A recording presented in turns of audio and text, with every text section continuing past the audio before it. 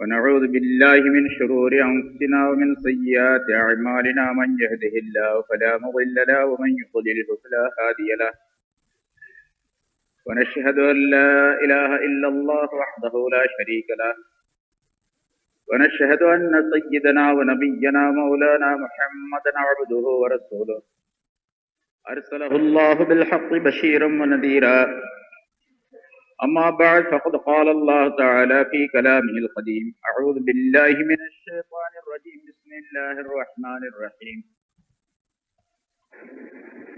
يا أهل الكتاب لم تحاجون في إبراهيم وما أنزلت التوراة والإنجيل إلا من بعده أفلا تعقلون ها أنتم هؤلاء حاججتم فيما لكم به علم فلم تحاجون فيما ليس لكم به علم والله يعلم وأنتم لا تعلمون ما كان إبراهيم يهوديا ولا نصرانيا ولكن كان حنيفا مسلما وما كان من المشركين صدق الله العظيم.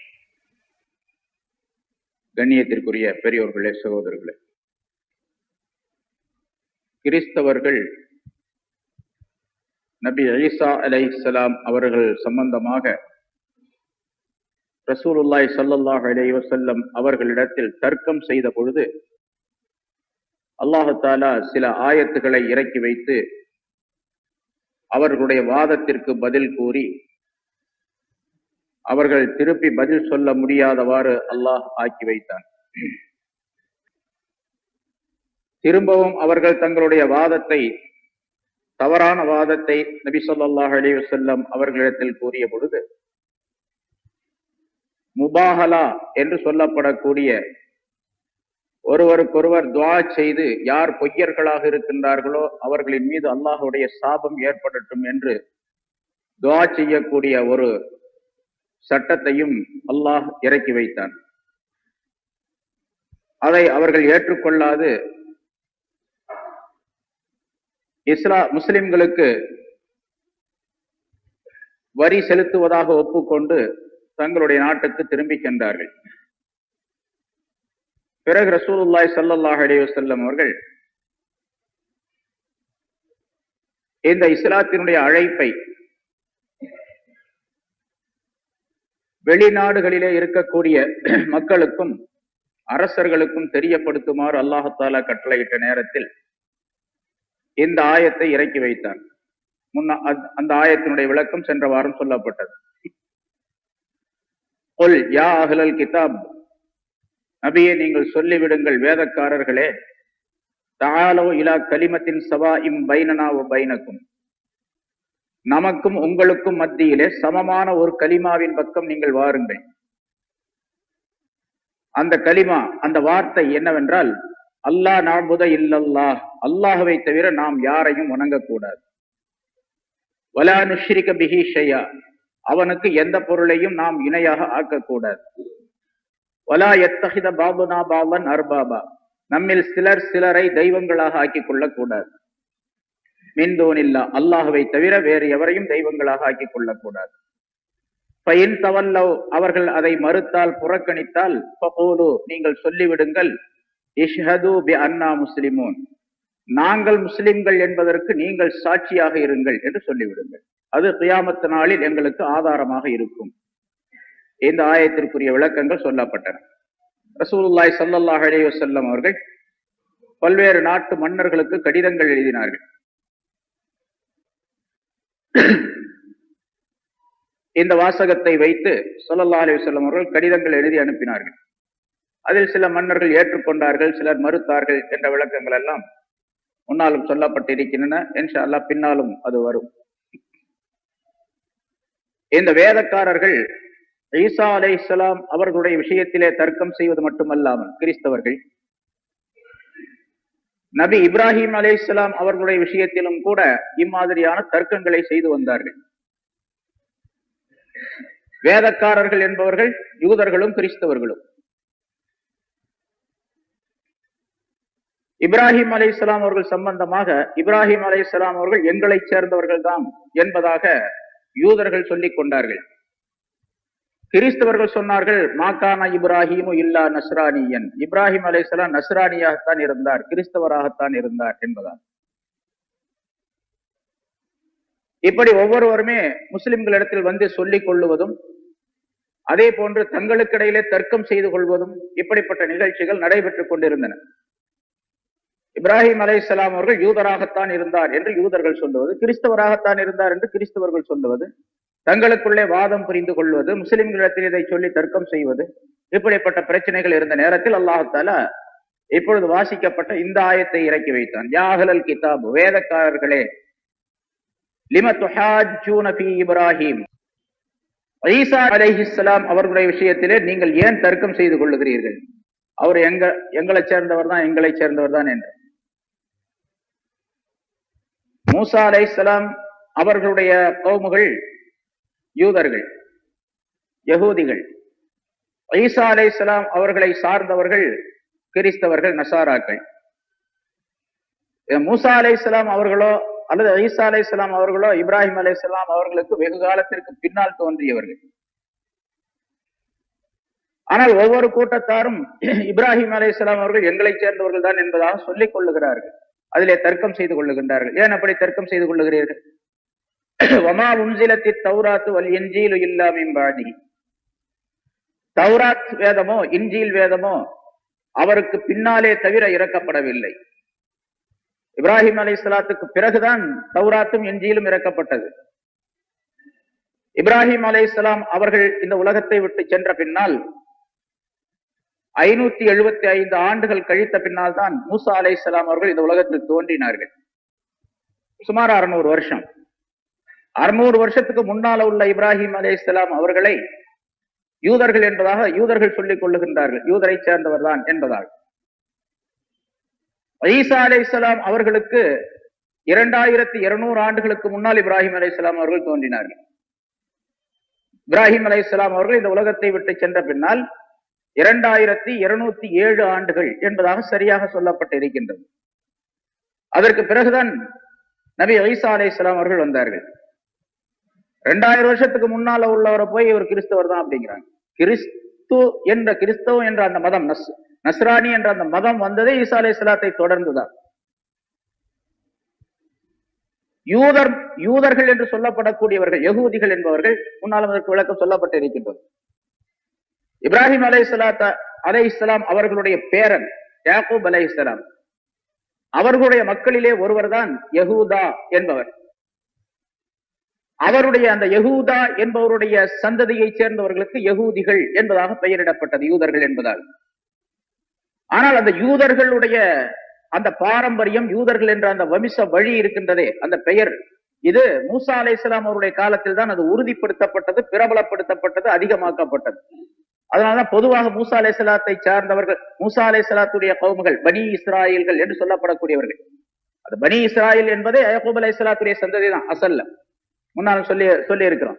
அதாவது இஸ்ராயில் என்ற பெயர் யாக்கூப் அலைஹிஸ்ஸலாத்துக்கு ஒரு மாற்று பெயர். பனி இஸ்ராயில் என்று சொன்னால் இஸ்ராயலுடைய மக்கள் என்பதாக பொருள். யாக்கூப் அலைஹிஸ்ஸலாத்துடைய மக்களுக்கு பனி இஸ்ராயில் என்று பெயர். அந்த பனி இஸ்ராயல் என்பவர்கள் தான், அதுல ஒருவர் தான் யகூதா என்பவர். அவரிலிருந்து தோன்றிய அந்த சந்ததிக்கு பெயர் யகூதிகள் என்பதாக சொல்லப்படும். இது யாக்கூப் அலைஹிஸ்ஸலாத்துடைய மக்களிலே அந்த ஆரம்ப நிலை இருந்தாலும் கூட மூசா அலைஹிஸ்ஸலாம் அவர்கள் வந்த பிறகுதான் அந்த யூதர்கள் என்ற பெயர், பனி இஸ்ராயல் என்ற பெயர் அதிகமாக உபயோகப்படுத்தப்பட்டது, சரித்திரங்களில் சொல்லப்பட்டது. வேதம் இறக்கப்பட்ட பிறகுதான், தௌராத் வேதம் இறக்கப்பட்ட பிறகுதான். தௌராத் வேதம் மூசா அலைஹிஸ்ஸலாத்துக்கு இறக்கப்பட்டது. மூசா அலைஹிஸ்ஸலாம் வந்ததோ இப்ராஹிம் அலைஹிஸ்ஸலாத்துக்கு பின்னால 575 ஆண்டுகளுக்கு பின்னர். இப்ப யூதர்கள் என்ற பெயர் வந்ததே, அது நிலைப்படுத்தப்பட்டதே, இந்த உலகத்திற்கு தெரிந்ததே 500 வருஷத்துக்கு பின்னால. இப்ராஹிம் அலைஹிஸ்ஸலாத்துக்கு 500 வருஷத்துக்கு பின்னால இப்ராஹிம் அலைஹிஸ்ஸலாம் எப்படி யகூதியா இருக்க முடியும்? அதை அல்லாஹ் தஆலா இங்கே சொல்லி காட்டுகின்றான். வமா உன்சிலத்தி தௌராத்து வல் இன்ஜீல், தௌராத்தும் இன்ஜீலும் இறக்கி வைக்கப்படவில்லை இல்லா மின் பஅதிஹி, அந்த இப்ராஹிமுக்கு பின்னாலே தவிர. இப்ராஹிம் அலைஹிஸ்ஸலாம் அவர்களுக்கு பின்னர் தான் இந்த 2 வேதங்களும் இறக்கி வைக்கப்பட்டன. 575 ஆண்டுகளுக்கு பின்னால் தௌராத்தும், சுமார் 600 ஆண்டுகளுக்கு பின்னால், சுமார் 2200 ஆண்டுகளுக்கு பின்னால் இன்ஜீல் என்ற வேதமும் இறக்கி வைக்கப்பட்டது. அபலா தாக்கிலூன், நீங்க கொஞ்சம் கூட புத்தி இல்லையா உங்களுக்கு என்று அல்லாஹ் கேட்கின்றான். நீங்க விளங்கி கொள்ளக்கூடாதா இதை என்று சொன்னா உங்களுக்கு அக்கல் இல்லையா, இது விளக்கம் இல்லை உங்களுக்கு என்று அல்லாஹ் கேட்கின்றார். யூதர்களும் கிறிஸ்தவர்களும் இப்படி தங்களுக்குள்ளே தர்க்கம் செய்து கொண்டு முஸ்லிம்களையும் குழப்பி மக்களுக்கு மத்தியிலே இப்படிப்பட்ட பிரச்சனையை உண்டு பண்ணி கொண்டிருந்த நேரத்திலே அல்லாஹாலா அதை தெளிவுபடுத்துவதற்காக வேண்டி இந்த ஆயத்தை இறக்கி வைத்தான். ஆக இப்ராஹிம் அலைஹிஸ்ஸலாம் அவர்கள் ஒரு தூய நோக்கத்தில் இருந்தார்கள், தூய்மையான மார்க்கத்தை கொண்டு வந்தார்கள், மக்களுக்கு மத்தியிலே ஒற்றுமையை ஏற்படுத்த வேண்டும் என்பதற்காக வேண்டி பல்வேறு தியாகங்களை செய்தார்கள். அல்லாஹாலாவுடைய எல்லா வகையான குணங்களையும் பெற்றவர்களாக அவர்கள் இருந்த காரணத்தினால் அவர்களை அல்லாஹாலா தன்னுடைய ஹலீல், நேசர் என்பதாக தேர்ந்தெடுத்துக் கொண்டான் என்றெல்லாம் அல்லாஹாலா குர்ஆனிலே சொல்லி காட்டுகின்றான் வேறு பல ஆயத்துகளின் மூலமாக. இப்ராஹிம் அலைஹிஸ்ஸலாம் அவர்களுடைய எந்த விதமான நடவடிக்கையும் இவர்களிடத்தில் கிடையாது, தௌஹீதும் கிடையாது, எந்த விதமான குணங்களும் நல்ல குணங்களும் கிடையாது. மனிதர்களுக்கு மத்தியிலே ஒற்றுமையை ஏற்படுத்துவதற்கு பதிலாக பிரிவினையை ஏற்படுத்தக்கூடிய கூட்டங்களாகவே இந்த யூதர்களும் கிறிஸ்தவர்களும் இருக்கின்றார்கள். அப்படி இருக்கக்கூடிய நேரத்தில் இப்ராஹிம் அலைஹிஸ்ஸலாம் அவர்கள் எங்களை சேர்ந்தவர்கள் தான் என்பதாக சொல்லுவதற்கு இவர்களுக்கு என்ன அருகதை இருக்கின்றது என்பதை அல்லாஹ் இங்கே சொல்லி காட்டுகின்றார். இவர்களுக்கு இப்ராஹிம் அலைஹிஸ்ஸலாம் அவர்களை பற்றி அறிவே கிடையாது, அவர்களை பற்றி உள்ள தெளிவே கிடையாது. அப்படி இருக்கும் பொழுது இவர்கள் தர்க்கம் செய்வதில் அர்த்தமே இல்லை என்பதாக குறிப்பிடுகின்றான். அதை வலியுறுத்தி அடுத்த ஆயத்திலே சொல்லுகின்றான், ஹா அன்தும் ஹா உலாய், ஓ மக்களே, மனிதர்களே, நீங்கள் எப்படிப்பட்டவர்கள் என்று சொன்னால் அவர்களை பார்த்து சொல்லுகின்றான், அந்த யூத கிறிஸ்தவர்களை வேதக்காரர்களை பார்த்து சொல்லுகின்றான், நீங்கள் எப்படிப்பட்டவர்கள் என்றால் ஹாஜஜ்தும், நீங்கள் தர்க்கம் செய்து கொள்ளுகிறீர்கள், ஃபீமா லக்கும் பிஹி இல்முன், எதை பற்றி உங்களுக்கு அறிவு இருக்கின்றதோ அதிலே நீங்கள் தர்க்கம் செய்து கொள்ளுகின்றீர்கள். அது சரிதான், எந்த விஷயம் உங்களுக்கு தெரியுமோ அதை பற்றி தர்க்கம் செய்து கொள்ளுகின்றீர்கள், விவாதம் செய்து கொள்ளுகின்றீர்கள். அது சரியான நிலைதான், நியாயமான முறைதான். ஃபலிம துஹாஜ்ஜூன ஃபீமா லைஸ லக்கும் பிஹி இல்ம், எதை பற்றி உங்களுக்கு அறிவு இல்லையோ, தெளிவு இல்லையோ, ஞானம் இல்லையோ அதை பற்றி நீங்கள் ஏன் தர்க்கம் செய்து கொள்ளுகிறீர்கள்? எதை பற்றி உங்களுக்கு அறிவு இருக்கின்றதோ அதை பற்றி தர்க்கம் செய்து கொள்ளுகிறீர்கள். அதாவது யூதர்களுக்கு மூசா அலைஹிஸ்ஸலாம் அவர்களை பற்றியும் தௌராத்தை பற்றியும் தெரியும், மூசா அலைஹிஸ்ஸலாம் அவர்களை பற்றியும், ஏன்னா அவங்களுடைய நபி, ஆரம்ப நபி, அவர்களை பற்றி தெரியும். மூசா அலைஹிஸ்ஸலாம் அவர்களுக்கு அருளப்பட்ட தௌராத்தை பற்றி தெரியும். தெரிஞ்சதை பற்றி நீங்கள் தர்க்கம் செய்து கொள்ளுகிறீர்கள். அதை பத்தி நான் ஒன்னும் சொல்லல உங்கள்ட்ட. தெரியாத விஷயத்துக்கு ஏன் தர்க்கம் செய்யறீங்க? பலிம துஹாஜ்ஜூன ஃபீமா லைஸ லக்கும் பிஹி இல்ம், எது விஷயத்தில் உங்களுக்கு அறிவு இல்லையோ, ஞானம் இல்லையோ அது பற்றி ஏன் தர்க்கம் செய்து கொள்ளுகின்றீர்கள்? அதாவது இப்ராஹிம் அலைஹிஸ்ஸலாம் அவர்களை பற்றி, இப்ராஹிம் அலைஹிஸ்ஸலாம் அவர்களை பற்றி உங்களுக்கு ஒண்ணுமே தெரியாது, தெரியாத விஷயத்தில் நீங்க ஏன் தர்க்கம் செய்து கொள்ளுகிறீர்கள்? வல்லாஹு யஅலம், அல்லாஹ் தஆலா நன்கு அறிகின்றான், எல்லா விஷயங்களையும் தெரிந்திருக்கின்றான். வஅன்தும் லா தஅலமுன், உங்களுக்கு தெரியாது, நீங்கள் அறிய முடியாதது. ஆகவே அல்லாஹ் எதை சொல்லுகின்றானோ அதைத்தான் நீங்கள் நம்ப வேண்டும், செயல்படுத்த வேண்டும், அதைத்தான் ஏற்றுக்கொள்ள வேண்டும். நீங்களாக ஒன்றை கற்பனை செய்து கொண்டு சொல்லுவது என்பது முறையல்ல, அது மக்களுக்கு மத்தியிலே குழப்பத்தை உண்டாக்கக்கூடியது என்பதாக அல்லாஹ் தஆலா சொல்லுகின்றான். இந்த ஆயத்துல அவர்களுக்கு பதில் சொல்லுகின்றான் அல்லாஹ், நீங்கள் உங்களுக்கு தெரிஞ்ச விஷயத்துல தர்க்கம் செய்யுங்க, அது நியாயம்தான். தெரியாத விஷயத்தை பத்தி எடுத்து குழப்பிக்கிட்டு இருக்காதீங்க. அல்லாஹ் எதை சொல்லுகின்றானோ அதை நீங்க கேளுங்க. இப்ராஹிம் அலைஹிஸ்ஸலாம் சம்பந்தமாக அல்லாஹ் எதை சொல்லுகின்றானோ அதை கேளுங்கள், அதை ஒப்புக்கொள்ளுங்கள். அல்லாஹ் சொல்லாத விஷயத்தை நீங்களாக கற்பனை செய்து கொண்டு அதிலே தர்க்கம் செய்து கொண்டு இருப்பது முறையல்ல என்பதை அல்லாஹ் அவர்களுக்கு பதிலாக சொல்லி காட்டுகின்றார். இவர்கள் ரகசியமாகவும் வெளிப்படையாகவும் இப்படிப்பட்ட பல விஷயங்களை பேசிக் கொண்டிருந்தார்கள். எல்லாவற்றையும் அல்லாஹ்தாலா தெளிவுபடுத்தி மக்களுக்கு மத்தியிலே கியாமத்து நாள் வரைக்கும் இந்த யூதர்கள் இப்படிப்பட்ட மோசடிக்காரர்கள் தங்களுக்கு தெரியாத விஷயத்தையே போட்டு குழப்பிக்கிட்டு இருப்பாங்க, மக்களுக்கு மத்தியில் குழப்பத்தை உண்டு பண்ண வேண்டும் என்ற நோக்கத்திலே இதை செய்வார்கள் என்பதையும் அல்லாஹ்தாலா வெளிப்படுத்துகின்றான். அது அந்த காலத்துல மட்டுமல்ல, இப்போ உள்ள யூதர்களும் சரி, இப்போ உள்ள யூதர்களும் கிறிஸ்தவர்களும் அதுல. யூதர்கள் தந்திரமாக வேலைகளை செய்வதிலே, சூழ்ச்சி செய்வதிலே மிக கெட்டிக்காரர்கள். முன்னால் நிறைய சொல்லப்பட்டிருக்கிறது. அது கியாமத்து நாள் வரைக்கும் எனக்கு அவங்கள்ட்ட அந்த சூழ்ச்சி. அது இஸ்லாத்திற்கு எதிராக, முஸ்லிம்களுக்கு எதிராக சூழ்ச்சி செய்வதிலே முதல் எதிரியாக இருக்கக்கூடியவர்கள் யூதர்கள் தான். நம்ம இங்க நம்ம நாட்டுல சொல்லிக்கிறோம் RSS அது இது அப்படின்னு சொல்றோமே, இவங்க எல்லாம் 2வது பட்சம் தான். அவங்கள்ட்ட இருந்து கடன் வாங்கினவங்க. அந்த மாதிரி சூழ்ச்சி செய்யக்கூடிய விஷயத்தில இஸ்லாத்தை அழிக்க வேண்டும் என்பதற்காக வேண்டி நேரடியாக மோத முடியாது. நேரடியாக மோதனா ஜனங்களுக்கு தெரிஞ்சு போயிடும், எதிர்ப்பு வரும். அதனால் தந்திரமாக சில குறுக்கு வழிகளை கையாளுவதற்கு அந்த யூதர்கள் தான் பிரசித்தி பெற்றவர்கள். அது நம்ம நிறைய பார்க்கிறோம், எத்தனையோ விதமான சூழ்ச்சிகள் குர்ஆன்ல விதமான சூழ்ச்சிகள் செஞ்சு பார்த்தாங்க, குர்ஆனை மாத்துறதுக்காக வேண்டி முடியல. ஆயிரக்கணக்கான நிகழ்ச்சிகள் நடைபெற்றிருக்கின்ற இந்த 1400 வருஷத்துல குர்ஆனுடைய எழுத்துக்களை மாற்றுவதற்காக ஆயிரக்கணக்கான முயற்சிகள் எல்லாம் தோல்வியாகிவிட்டன அவர்களுக்கு. ஆக அந்த சூழ்ச்சி அல்லாஹ் தஆலா முன்னால சொன்ன ஓ மக்கரு மக்கர் அல்லாஹ், அவர்கள் சூழ்ச்சி செய்கின்றார்கள், அல்லாஹும் சூழ்ச்சி செய்கின்றான். அவர்கள் தீமையை சூழ்ச்சி செய்கின்றார்கள், அல்லாஹ் நல்லதை சூழ்ச்சி செய்கின்றான். நல்லதை உண்டு பண்ணுவதற்காக சூழ்ச்சி செய்கின்றான் என்ற விஷயம் முன்னால் சொல்லப்பட்டது. ஆக அவர்கள் தங்களுக்கு அறிவில்லாத, சம்பந்தம் இல்லாத, தெளிவில்லாத, ஞானம் இல்லாத விஷயத்தில் அவர்கள் ஈடுபட்டு இப்படிப்பட்ட குழப்பத்தை உண்டாக்குவார்கள் என்பதையும் அல்லாஹ் தெளிவுபடுத்துகின்றான். இதனிருந்து நமக்கும் அல்லாஹ் சொல்லி காட்டுகின்றான், நமக்கு ஏதாச்சும் விஷயம் தெரிஞ்சிச்சு அதுல தர்க்கம் செய்யலாம். ஒண்ணுமே தெரியாம தர்க்கம் செஞ்சுக்கிட்டு இருக்கிறது ரொம்ப பேர் அப்படித்தானே இருக்கிறாங்க.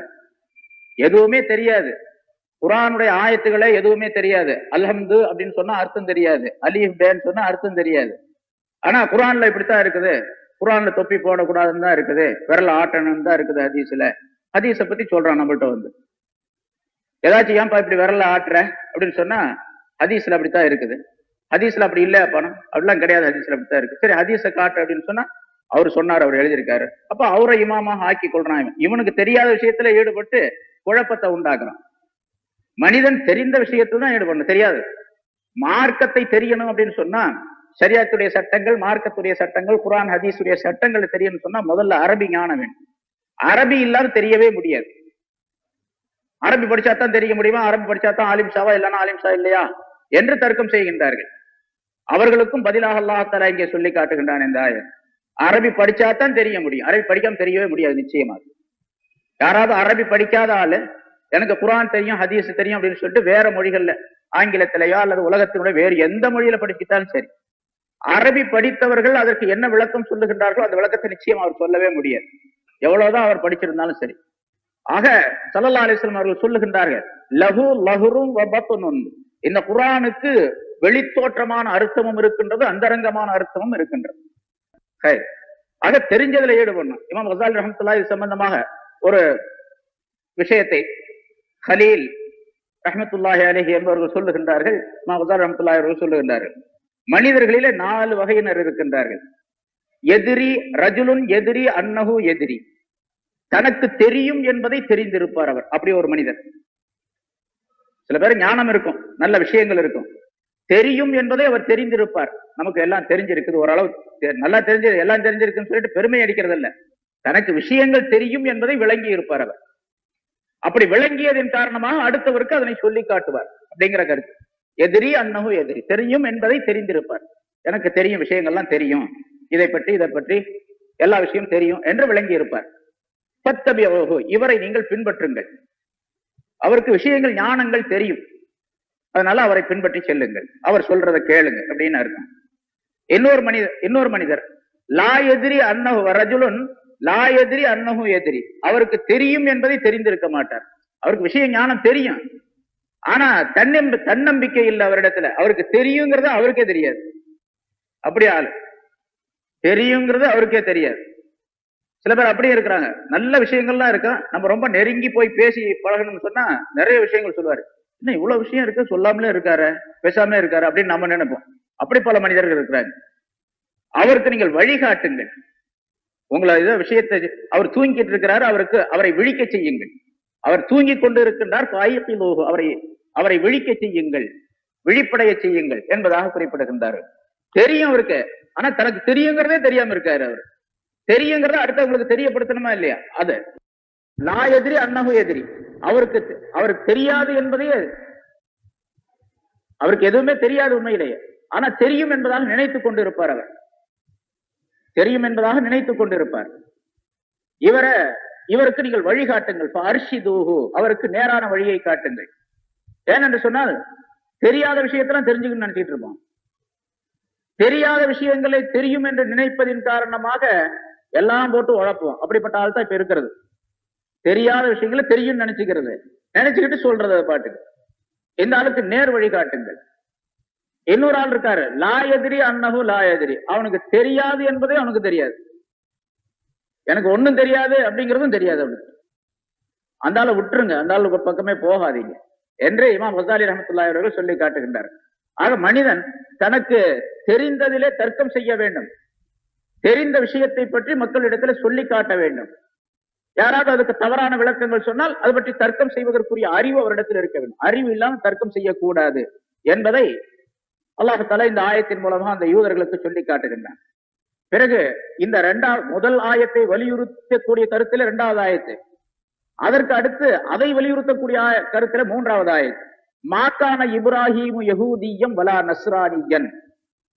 இப்ராஹிம் அலைஹிஸ்ஸலாம் அவர்கள் யஹூதியாகவும் இல்லை, நஸ்ரானியாகவும் இல்லை, இருக்கவில்லை.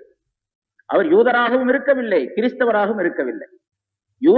யூத மதம் கிறிஸ்தவ மதம் வருவதற்கு முன்னதாக உள்ளவர்கள் அவரு யூதராகவோ கிறிஸ்தவராக அவர் இருந்ததில்லை. வலாக்கின் கான ஹனீஃப். எப்படி இருந்தாரு? வலாக்கின் கான ஹனீஃபம் முஸ்லிமா, அவர் ஹனீஃபாக இருந்தார். ஹனீஃப் என்று சொன்னால் தவறான மார்க்கங்கள் அனைத்தை விட்டும் நீங்கி நேரான மார்க்கத்தின் பக்கம் சாய்ந்தவராக அவர் இருந்தார். நேரான மார்க்கத்தின் பக்கம் செல்லக்கூடியவராக அவர் இருந்தார். நேரான வழியின்பால் செல்லக்கூடியவராக அவர் இருந்தார். அது ஹனீஃப் என்பதற்கு பொருள்.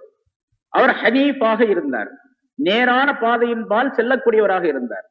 முஸ்லிமன், வழிபட்டவராக, அல்லாஹுக்கு வழிபட்டவராக, கட்டுப்பட்டவராக. முஸ்லிம் என்று சொன்னால் பொதுவாக கட்டுப்படுதல், இஸ்லாம் என்று சொன்னால் கட்டுப்படுதல், வழிபடுதல் என்ற பொருள் எல்லாம் உண்டு. சரணடைதல் என்ற கருத்தும் உண்டு. வலாக்கின் கான ஹனீஃப முஸ்லிமா, அவர் நேர்வழியின் பக்கம் சாய்ந்தவராகவும் அல்லாஹுக்கு வழிபட்டவராகவும் அவர் இருந்தார். வமா கான மினல் முஷ்ரிகீன், அவர் முஷ்ரிகீன்களில் நின்றும் உள்ளவராக இருக்கவில்லை, இணை வைக்கக்கூடியவர்களில் நின்றும் உள்ளவராக இருக்கவில்லை அவர். ஆக இப்ராஹிம் அலைஹிஸ்ஸலாம் அவர்கள் யூத மார்க்கத்தை சேர்ந்தவரும் அல்ல, கிறிஸ்தவ மார்க்கத்தை சேர்ந்தவரும் அல்லர் என்பதாக இங்கே அல்லாஹ் தஆலா தெளிவுபடுத்துகின்றான், உறுதிப்படுத்துகின்றான். யூதர்களே, கிறிஸ்தவர்களே, நீங்கள் இப்ராஹிம் அலைஹிஸ்ஸலாம் அவர்களை எங்களுடைய முன்னோர் என்பதாக நீங்கள் சொல்லிக் கொள்வதற்கு தகுதியே கிடையாது உங்களுக்கு. ஏனென்றால் இப்ராஹிம் அலைஹிஸ்ஸலாம் அவர்கள் எந்த வழியை தேர்ந்தெடுத்தார்களோ, எந்த வழியிலே சென்றார்களோ அந்த வழி உங்களிடத்துல கிடையாது, அந்த வழியில அறவே கிடையாது நீங்க. அதனால இப்ராஹிம் அலைஹிஸ்ஸலாத்தை சொல்றதுக்கே தகுதி கிடையாது உங்களுக்கு என்பதை அல்லாஹ் தஆலா தெளிவுபடுத்துகின்றான். இதன் மூலமாக நமக்கும் அல்லாஹ் தஆலா எச்சரிக்கை செய்கின்றான். நம்மெல்லாம் இப்ராஹிம் அலைஹிஸ்ஸலாத்துடைய மார்க்கத்தில் உள்ளவங்க. முஹம்மது ஸல்லல்லாஹு அலைஹி வஸல்லம் அவர்கள் மார்க்கம் சொன்னா முன்னால் நிறைய சொல்லி இருக்கிறேன். அதை பத்தி அல்லாஹ் தஆலா குர்ஆன்ல இப்ராஹிம் அலைஹிஸ்ஸலாம் அவர்களுடைய மார்க்கத்தை பின்பற்றி செல்லுவீராக என்று ரசூலுல்லாஹி ஸல்லல்லாஹு அலைஹி வஸல்லம் அவர்களுக்கு கட்டளை இருக்கின்றான். ஏன்னா இந்த மார்க்கத்தில், இந்த உம்மத் முஹம்மதியா, முஹம்மது ஸல்லல்லாஹு அலைஹி வஸல்லம் அவருடைய இந்த மார்க்கத்தில இந்த உம்மத்தினருக்கு இப்ராஹிம் அலைஹிஸ்ஸலாம் அவருடைய மார்க்கத்தில என்ன கட்டளைகளை அல்லாஹ் தஆலா சொல்லி இருந்தானோ அதிலே பெரும்பாலான கட்டளைகள், சட்டதிட்டங்கள் இந்த மார்க்கத்திலே இந்த உம்மத்தினருக்கு கொடுக்கப்பட்டிருக்கின்றது. அதனால நம்முடைய மார்க்கம் மில்லத்தை இப்ராஹிம், இப்ராஹிமுடைய மில்லத் என்பதாக சொல்லப்படும். இப்ராஹிம் அலைஹிஸ்ஸலாம் கொண்டிருந்த கொள்கைகளே பெரும்பாலான கொள்கைகள், செய்து கொண்டிருந்த விஷயங்களிலே பெரும்பாலான விஷயங்கள் இந்த உம்மத்தினருக்கு கொடுக்கப்பட்டிருக்கின்றது. அல்லாஹ் தஆலா குர்ஆனிலே சொல்லும் பொழுது அனித்தபி மில்லத இப்ராஹிம் ஹனீஃபா, இப்ராஹிம் அலைஹிஸ்ஸலாம் அவருடைய மார்க்கத்தை நீர் பின்பற்றுவீராக, அவர் ஹனீஃபாக இருந்தார் என்பதையும் அல்லாஹ் சொல்லுகின்றார். இப்ராஹிம் அலைஹிஸ்ஸலாம் அவர்களுடைய மார்க்கத்திலே ஹத்னா செய்வது, சுன்னத் செய்வது, நிக்காஹ் சம்பந்தப்பட்ட விஷயங்கள், அதே மாதிரி தலாக் சம்பந்தப்பட்ட விஷயங்கள் நம்முடைய மார்க்கத்திலே என்னென்ன சொல்லப்பட்டு இருக்கின்றதோ இதெல்லாம் இப்ராஹிம் அலைஹிஸ்ஸலாம் அவர்களுடைய மார்க்கத்திலே உள்ளவைதான் முதலாவதாக. அதே போன்று அல்லாஹ் தஆலாவை ஏகன் என்பதாக, ஒருவன் என்பதாக ஏற்றுக்கொள்ளக்கூடிய விஷயத்திலே அகாயித், கொள்கை சம்பந்தப்பட்ட விஷயத்திலே என்ன கருத்துக்கள் சொல்லப்பட்டிருக்கின்றன அதுவும், அதே போன்று ஹஜ் சம்பந்தப்பட்ட விஷயத்திலே, பிறகு ஜகாத்து கொடுக்கக்கூடிய விஷயத்திலே, குர்பானி கொடுக்கக்கூடிய விஷயத்தில், இவை அனைத்தும் இந்த மார்க்கத்தில் உள்ள விஷயங்கள் அனைத்தும் இப்ராஹிம் அலைஹிஸ்ஸலாம் அவருடைய மார்க்கத்திலிருந்து எடுக்கப்பட்டவைதான், கொடுக்கப்பட்டவைதான். அல்லாஹ் தஆலா அந்த மார்க்கத்தில் உள்ள பல்வேறு விஷயங்களை இந்த மார்க்கத்திற்கு அல்லாஹ் தஆலா வழங்கி இருக்கின்றார். அதனால இப்ராஹிம் அலைஹிஸ்ஸலாம் அவர்களை பின்பற்ற வேண்டும் என்பது கட்டளை நமக்கு. இப்ராஹிம் அலைஹிஸ்ஸலாம் அவர்கள் அந்த மார்க்கத்தை பின்பற்றுவது என்ற அந்த செயல்பாடுகள் மட்டுமல்ல, குணங்களிலும் கூட இப்ராஹிம் அலைஹிஸ்ஸலாம் அவருடைய குணத்தை பின்பற்ற வேண்டும் என்பதையும் அல்லாஹ் சொல்லுகின்றார். ஏனென்றால் அல்லாஹ் தஆலா நபிமார்களிலே ஹலீலுல்லா, தன்னுடைய அல்லாஹுடைய ஹலீல் நேசர் என்பதாக தேர்ந்தெடுத்துக் கொண்ட ஒரே நபி ஹஜ்ரத் இப்ராஹிம் அலைஹிஸ்ஸலாம் அவர்கள். அதைவிட விசேஷமாக சிறப்பாக ரசூலுல்லாஹி ஸல்லல்லாஹு அலைஹி வஸல்லம் அவர்களை அல்லாஹ் தஆலா ஹபீப் என்பதாக தேர்ந்தெடுத்துக் கொண்டான் என்ற விளக்கங்கள் எல்லாம் முன்னால் சொல்லப்பட்டு இருக்கின்றன. இப்போ இப்ராஹிம் அலைஹிஸ்ஸலாம் அவர்கள் சம்பந்தமாக அல்லாஹ் தஆலா சொல்லும் பொழுது, நாம் இங்க யூதர்கள் கிறிஸ்தவர்களுக்கு வேதக்காரர்களுக்கு அல்லாஹ் தஆலா இந்த சட்டத்தை சொல்லி காட்டும் பொழுது, விஷயத்தை சொல்லி காட்டும் பொழுது, இப்ராஹிம் அலைஹிஸ்ஸலாம் அவருடைய மார்க்கத்திலே நாம் எந்த அளவுக்கு இருக்கின்றோம், நாம் எப்படி இருக்க வேண்டும் என்பதையும் உணர வேண்டும் என்பதை அல்லாஹ் தஆலா இங்கே சுட்டி காட்டுகின்றார். இப்ராஹிம் அலைஹிஸ்ஸலாம் அவர்கள் ஹனீஃபாக இருந்தார், முஸ்லிமாக இருந்தார் என்று அல்லாஹ் தஆலா இரண்டு வார்த்தைகளை கொண்டு அவர்களுடைய விஷயங்களை விளக்குகின்றார். இங்கே இந்த ஆயத்திலே தவறான கொள்கைகள், தவறான மார்க்கங்கள் அனைத்தை விட்டும் நீங்கி, தவறான பாதைகள் அனைத்தை விட்டும் நீங்கி அல்லாஹ் தஆலாவும் ரசூலும் சொல்லி காட்டிய நேர்மையான வழியிலே, நேர்மையான பாதையிலே, நேர்மையான விஷயத்தில் இருப்பது இப்ராஹிம் அலைஹிஸ்ஸலாம் அவர்களை பின்பற்றுவது என்பதாக பொருளாகும். இப்ப நமக்கு தவறான பாதைகள் என்று சொல்லும் பொழுது முன்னால பல தடவை சொல்லப்பட்டிருக்குது. ரசூலுல்லாஹி ஸல்லல்லாஹு அலைஹி வஸல்லம் அவர்கள் அந்த இப்ராஹிம் அலைஹிஸ்ஸலாம் அவருடைய பாதையை, அவருடைய மார்க்கத்தை நமக்கு தெளிவுபடுத்தி இருக்கின்றார்கள். அதை நமக்கு விளக்கி சொல்லக்கூடியவர்கள் சஹாபாக்கள். சஹாபாக்கள் இல்லாமல் ரசூலுல்லாஹி ஸல்லல்லாஹு அலைஹி வஸல்லம் அவருடைய வழிமுறையை எந்த மனிதனும் விளங்கிக் கொள்ள முடியாது. எங்களுக்கு குர்ஆன் போதும், ஹதீஸ் போதும் அப்படின்னு சொன்னா, சஹாபாக்கள் தேவையில்லை என்று சொன்னால் அது மார்க்கத்தை விளங்கிக் கொள்ளவே முடியாது. அறவே சஹாபாக்கள் இல்லாமல் மார்க்கத்தை விளங்கிக் கொள்ளவே முடியாது. நான் முன்னாலும் சொல்லி இருக்கிறேன், சஹாபாக்கள் இல்லாமல் குர்ஆனே கிடையாது. முதல்ல குர்ஆன் அல்லாஹ் தஆலா இறக்கி வச்சான், சரி. ரசூலுல்லாஹி ஸல்லல்லாஹு அலைஹி வஸல்லம் அவருடைய கல்பிலே இறக்கி வச்சான், ஏட்ல இறக்கி வைக்க கிடையாது. தௌராத் மாதிரி, இன்ஜீல் மாதிரி ஒரே நேரத்துல ஒரு பலகையில இறக்கி வைக்க கிடையாது. தௌராத்தை அல்லாஹ் தஆலா ஒரு பலகையில் இறக்கி வைத்தான், அதை அல்லாஹ் குர்ஆனிலே சொல்லி காட்டுகின்றான். இன்ஜீல் என்ற வேதத்தை ஒரே நேரத்தில் இறக்கி வைத்தான். அதே மாதிரி ஜபூரை ஒரே நேரத்தில் அல்லாஹ் தஆலா இறக்கி தந்தான், அருளினான். ஆனால் குர்ஆன் ஷரீஃபை அல்லாஹ் தஆலா 23 ஆண்டுகளிலே கொஞ்சம் கொஞ்சமாக இறக்கி வைத்தான். ஏட்டின் மூலமாக அல்ல, ஜிப்ரீல் அலைஹிஸ்ஸலாம் அவர்களின் வாயிலாக ரசூலுல்லாஹி ஸல்லல்லாஹு அலைஹி வஸல்லம் உடைய கல்பிலே இறக்கி வைத்தான். குர்ஆன் இறங்கியது முதல்ல எங்க? கல்பில, ஸல்லல்லாஹு அலைஹி வஸல்லத்துடைய கல்பில் இறங்கியது. அந்த கல்பு தான் குர்ஆனாக இருந்தது. கல்பு தான் குர்ஆனாக இருந்தது. குர்ஆன் அதனால்தான் ரசூலுல்லாஹி ஸல்லல்லாஹு அலைஹி வஸல்லம் அவருடைய குணம் எப்படி இருந்தது என்பதாக ஆயிஷா நாயகிட்ட கேட்கும் பொழுது, அந்த குணம் குர்ஆனாகவே இருந்தது. கான குலுகுல் குர்ஆன், அவருடைய குணம் குர்ஆனாகவே இருந்தது என்பதாக, குர்ஆன் உள்ள பதிக்கப்பட்டதாக இருந்தது அவர்களுக்கு, ஸல்லல்லாஹு அலைஹி வஸல்லம் அவர்களுக்கு. குர்ஆனுடைய ஞானங்கள் அனைத்தும் ரசூலுல்லாஹி ஸல்லல்லாஹு அலைஹி வஸல்லம் அவருடைய உள்ளத்திலே நிரம்பி இருந்தது. அது பெரிய விஷயம். இங்க ரசூலுல்லாஹி ஸல்லல்லாஹு அலைஹி வஸல்லம் அவருடைய உள்ளத்திலே இறக்கப்பட்ட அந்த குர்ஆனை ஸல்லல்லாஹு அலைஹி வஸல்லம் அவருடைய தங்களுடைய முபாரக்கான நாவின் மூலமாக மக்களுக்கு சொல்லி காட்டினார்கள். சொல்லி காட்டப்பட்ட அந்த ஞானத்தை, குர்ஆனுடைய அந்த ஆயத்துக்களை சஹாபாக்கள் தங்களுடைய உள்ளங்களிலே பலரும் பதிய வைத்துக் கொண்டார்கள். யாரும் எழுத கிடையாது, எல்லாம் உள்ளத்துல பதிய வச்சுக்கிட்டாங்க. கடைசி நேரத்திலே 114 சூறாக்களிலே 6666 ஆயத்துகளிலே ஒன்று சேர எல்லா ஆயத்துகளையும் ஒட்டுமொத்தமாக மனனம் செய்தவர், கல்விலே பதிய வைத்துக் கொண்டவர்கள் ஒரு சிலர் தான் இருந்தார்கள். ஒரு 2-3 பேர் தான் இருந்தாங்க. அதிகமான சஹாபாக்கள் குர்ஆன் முழுவதையும் பாடமாக்கியவர்களாக இல்லை. பிறகு ஹஜ்ரத் அபூபக்கர் சித்திக் ரலியல்லாஹு தஆலா அன்ஹு அவருடைய காலத்திலே ஒரு போர் நடந்தது. அவருடைய ஆட்சியின் போது ஸல்லல்லாஹு அலைஹி வஸல்லம் அவர்களுக்கு பிறகு யமாமா என்ற இடத்திலே, அதிலே குர்ஆனை பாடமிட்ட சுமார் 700 சஹாபாக்கள் இறந்து விட்டார்கள். அதிகமாக பாடமிட்டிருந்த சஹாபாக்கள் பலர் இறந்துட்டாங்க. 700 சஹாபாக்கள் இறந்து விட்டார்கள், ஷஹீதாக்கப்பட்டார்கள்.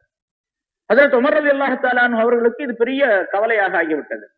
குர்ஆனை பாடமிட்டவர்கள் எப்படி போருக்கு போய் மௌத்தா போயிட்டாங்க, ஷஹீத் ஆயிட்டாங்கன்னு சொன்னா குர்ஆனை எப்படி பாதுகாக்கிறது என்ற கவலை. அல்லாஹ் தஆலா பாதுகாக்கிறான்னா அல்லாஹ் தஆலா இப்படி சில உள்ளங்களிலே அந்த கவலையை போடுவான், அதான் பாதுகாக்கிறதுன்னு அர்த்தம்.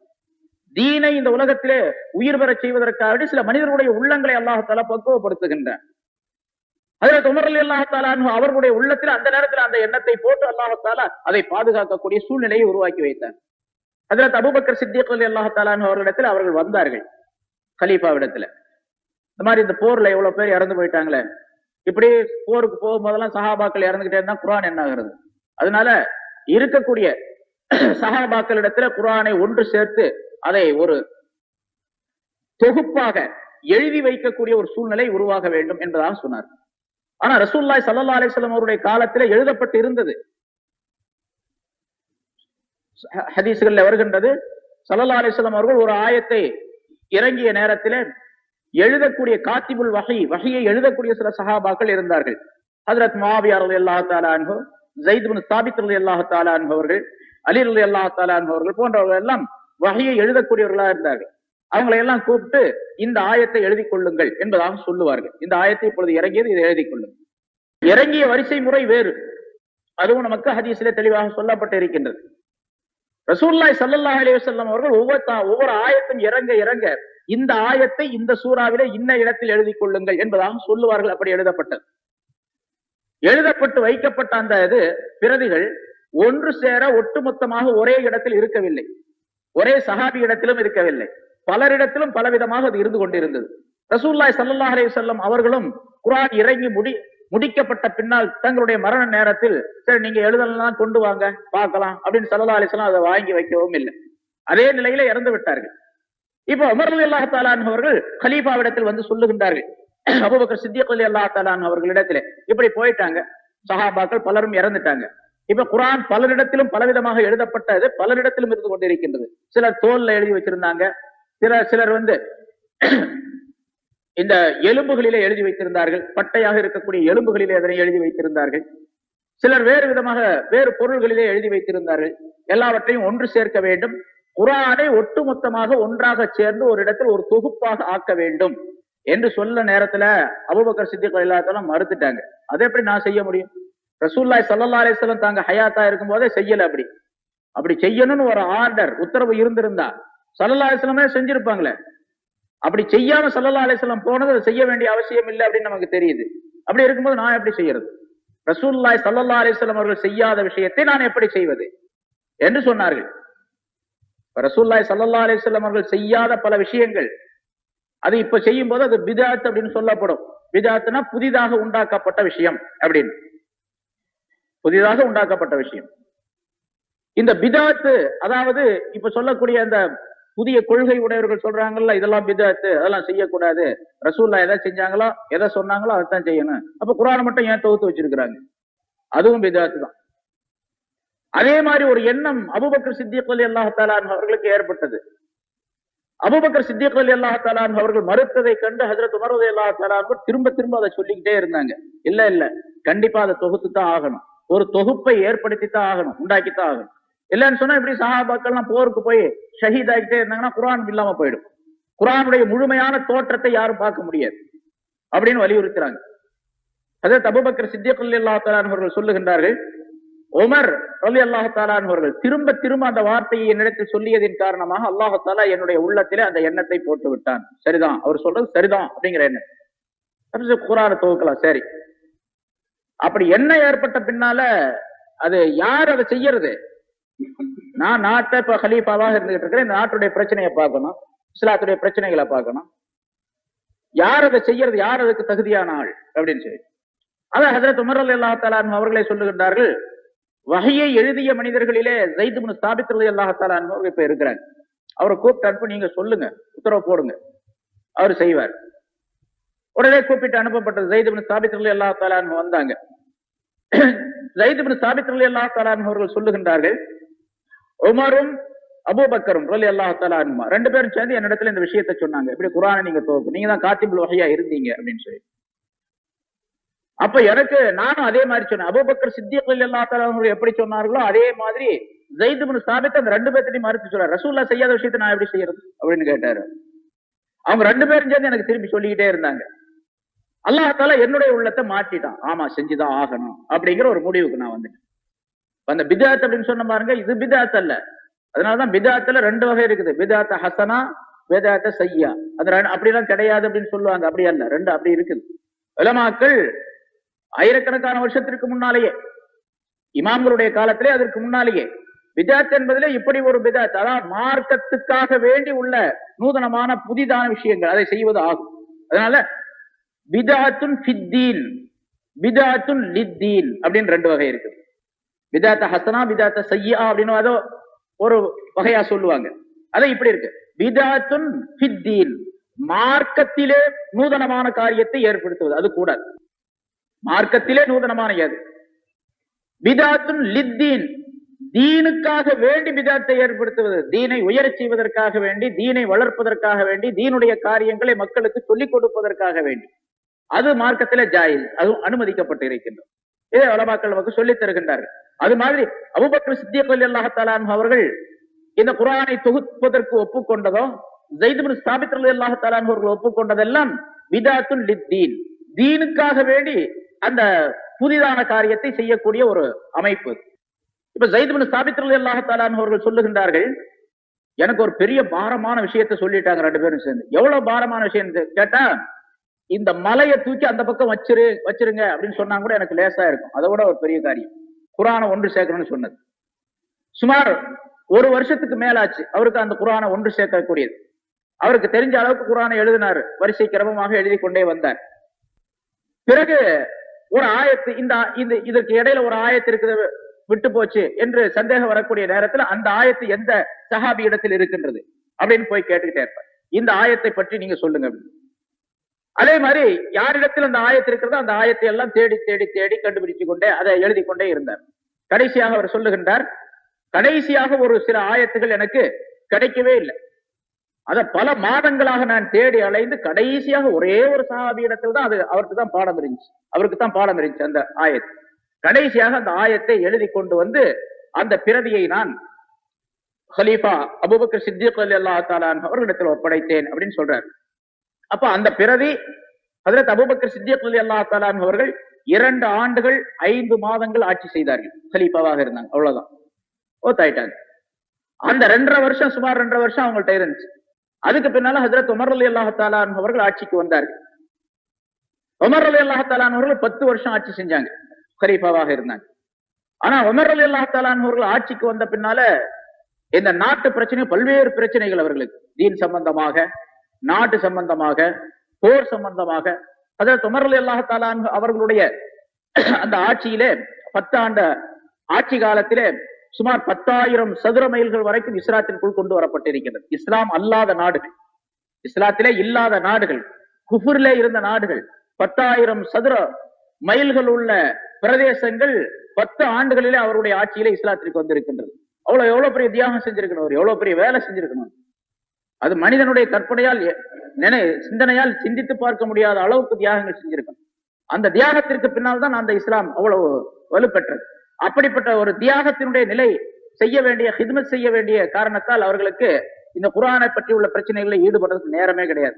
அதனால அந்த தொகுப்பு ஹஜ்ரத் ஹப்ஸா ரலியல்லாஹு தஆலா அன்ஹா ஸல்லல்லாஹு அலைஹி வஸல்லத்துடைய மனைவிமார்களிலே ஒருவர், ஹஜ்ரத் உமர் ரலியல்லாஹு தஆலா அன்ஹுடைய மகளார். அவங்கள்ட்ட இருந்துச்சு அந்த பிரதி. ஹஜ்ரத் உஸ்மான் ரலியல்லாஹு தஆலா அன்ஹுடைய ஆட்சி காலத்திலே குர்ஆனை பல இடங்களிலே இஸ்லாம் பரவி அங்கங்க எல்லாரும் தொழ வைக்கக்கூடிய நேரத்துல இமாமா இருக்கக்கூடியவர் தொழுக வைப்பாரு. ஈரான் நாட்டுல இருக்கக்கூடியவர் ஒரு மாதிரி, ஈராக்ல இருக்கக்கூடியவர் ஒரு மாதிரி, அந்த இதுல இருக்கக்கூடியவர் ஒரு மாதிரி, இப்படி அந்த அரபு நாடுகளிலேயே பல நாடுகளிலே இருக்கக்கூடியவர் அந்த ஆயத்துக்களை பலவிதமாக ஓதக்கூடிய ஒரு நிலை ஏற்பட்டு விட்டது. ஏன்னு கேட்டா இந்த ஜேர் ஜபர் இருக்குது பாருங்க, இந்த ஹரக்கத்துகள், அதை உயிர்குறிகள், அதெல்லாம் அப்ப எப்பவுமே கிடையாது, அரபியில அது கிடையாது, அது இல்லாமல் தான் இருக்கும். இப்ப நம்ம நாட்டுல நம்ம அரபி தெரியாததின் காரணமாக இப்படித்தான் வாசிக்க வேண்டும் என்பதற்காக வேண்டி இந்த ஜேர் ஜபர் என்ற அடையாளங்கள் போட்டுக் கொள்ளப்பட்டது. அது பின்னால வந்தது. ஆரம்பத்துல இந்த ஜேர் ஜபர் எல்லாம் கிடையாது.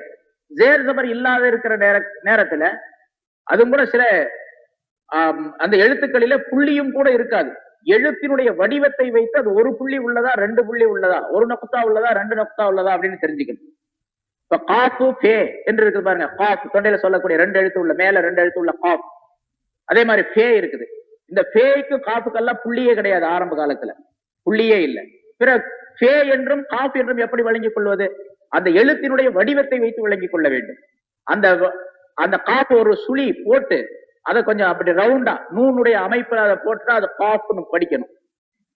அந்த சுழிய போட்டு கொஞ்சம் நீளமாக இழுத்து விட்டு வேயுடைய வாட்டத்துல கொஞ்சம் இழுத்து விட்டு அதை ஃபேன் படிக்கணும் அப்படின்ட்டு ஒரு பழக்க வழக்கம் அரபு காலத்துல அரபு நாட்டுல அரபியர்களுக்கு மத்தியில அது இருந்தது. அதனால புள்ளியே கிடையாது. அதனாலதான் யாமலூன் அப்படின்னு இருந்துச்சுன்னு சொன்னா அந்த யாமலூன் என்றும் படிக்கலாம், தாமலூன் என்றும் படிக்கலாம். எஃபாலூன் அப்படின்ட்டா எஃபாலூன்னு படிப்பாங்க, தொஃபாலூன்னு படிப்பாங்க. ஏன்னா யாமலு அப்படின்னு இருந்துச்சுன்னா அது யாமலுன்னு படிக்கலாம், தாமலுன்னு படிக்கலாம், நாமலுன்னு படிக்கலாம். ஒருத்தர் யாமலுன்னு படிச்சாரு ஓதுனாரு, ஒருத்தர் தாமலுன்னு படிச்சாரு, ஒருத்தர் நாமலுன்னு படிச்சார். இப்படி தோல் வைக்கும் போது இப்படி எல்லாம் ஓதிட்டு இருந்தாங்க. இதனால ரிப்போர்ட் பூரா உஸ்மான் ரலியல்லாஹு தஆலா அன்ஹு அவர்களுக்கு வந்துச்சு. என்ன அங்க போனேன், அவருக்கு பின்னால தொழுகும் போது அவர் யாமலுன்னு ஓதுறாரு, இவர் தாமலுன்னு ஓதுறாரு, எது சரி அப்படின்னு கேட்டாங்க. இந்த மாதிரி ரிப்போர்ட்டுகள் வரக்கூடிய நேரத்துல அப்படியா இது பெரிய பிரச்சனையாச்சு அப்படின்னு சொல்லிட்டு உடனே அந்த ஹஸ்ஸான் ஆகிய அவங்களுக்கு அந்த பிரதியை வாங்கிட்டு வர சொல்லி ஹஜ்ரத் உஸ்மான் ரலியல்லாஹு தஆலா அன்ஹு வாங்கி வர சொல்லி அதை காத்திகளை வச்சு அதை அப்படியே பிரதி எடுங்கள், அது எப்படி இருக்கு அதே மாதிரி பிரதி எடுங்கள். முதல்ல 4 பிரதிகள் எடுக்கப்பட்டதாக சொல்லப்பட்டிருக்குது. அதாவது எந்தெந்த ஊர்ல கவர்னர்கள் நியமிக்கப்பட்டிருக்கிறார்களோ அந்த ஊர்களுக்கு 4 அல்லது 10 எத்தனை கவர்னர்கள் இருந்தாங்க அந்த கவர்னர்களுக்கு நியமிக்கப்பட்ட அளவுக்கு பிரதிகள் எடுக்குமாறு சொன்னார்கள். அந்த பிரதிகள் எடுக்கப்பட்டது. அத அந்தந்த கவர்னர்களுக்கு அனுப்பி இதுல எப்படி இருக்குதோ அது மாதிரி தான் ஓதணும்னு உங்க பகுதியில் இருக்கிற எல்லா மக்களுக்கும் கட்டளை இடுங்கள் அப்படின்னு சொல்லிட்டாங்க. அதே மாதிரி எல்லா பக்கமும் அனுப்புனாங்க. அப்ப எல்லாம் ஒரே மாதிரி தானே ஓதுவாங்க, எல்லாம் ஒரே மாதிரி ஓதக்கூடிய ஒரு அமைப்பு உண்டாகிவிட்டது ஹஜ்ரத் உஸ்மான் ரலியல்லாஹு தஆலா அவருடைய காலத்துல. அதனாலதான் அவங்களுக்கு பேரு ஜாமியுல் குர்ஆன், குர்ஆனை ஒன்று சேர்த்தவர் அப்படின்னு சொல்றாரு. அசல்ல குர்ஆனை ஒன்று சேர்த்தவர் ஸைத் இப்னு சாபித் ரலியல்லாஹு தஆலா அவர்கள். ஹஜ்ரத் அபூபக்கர் சித்திக் ரலியல்லாஹு தஆலா அவருடைய கட்டளைப்படி அவர்கள் செய்தார்கள். நம்ம எதுக்கு சொல்லிட்டு வர்றோம்? குர்ஆனை ஒன்று சேர்த்தது யாரு?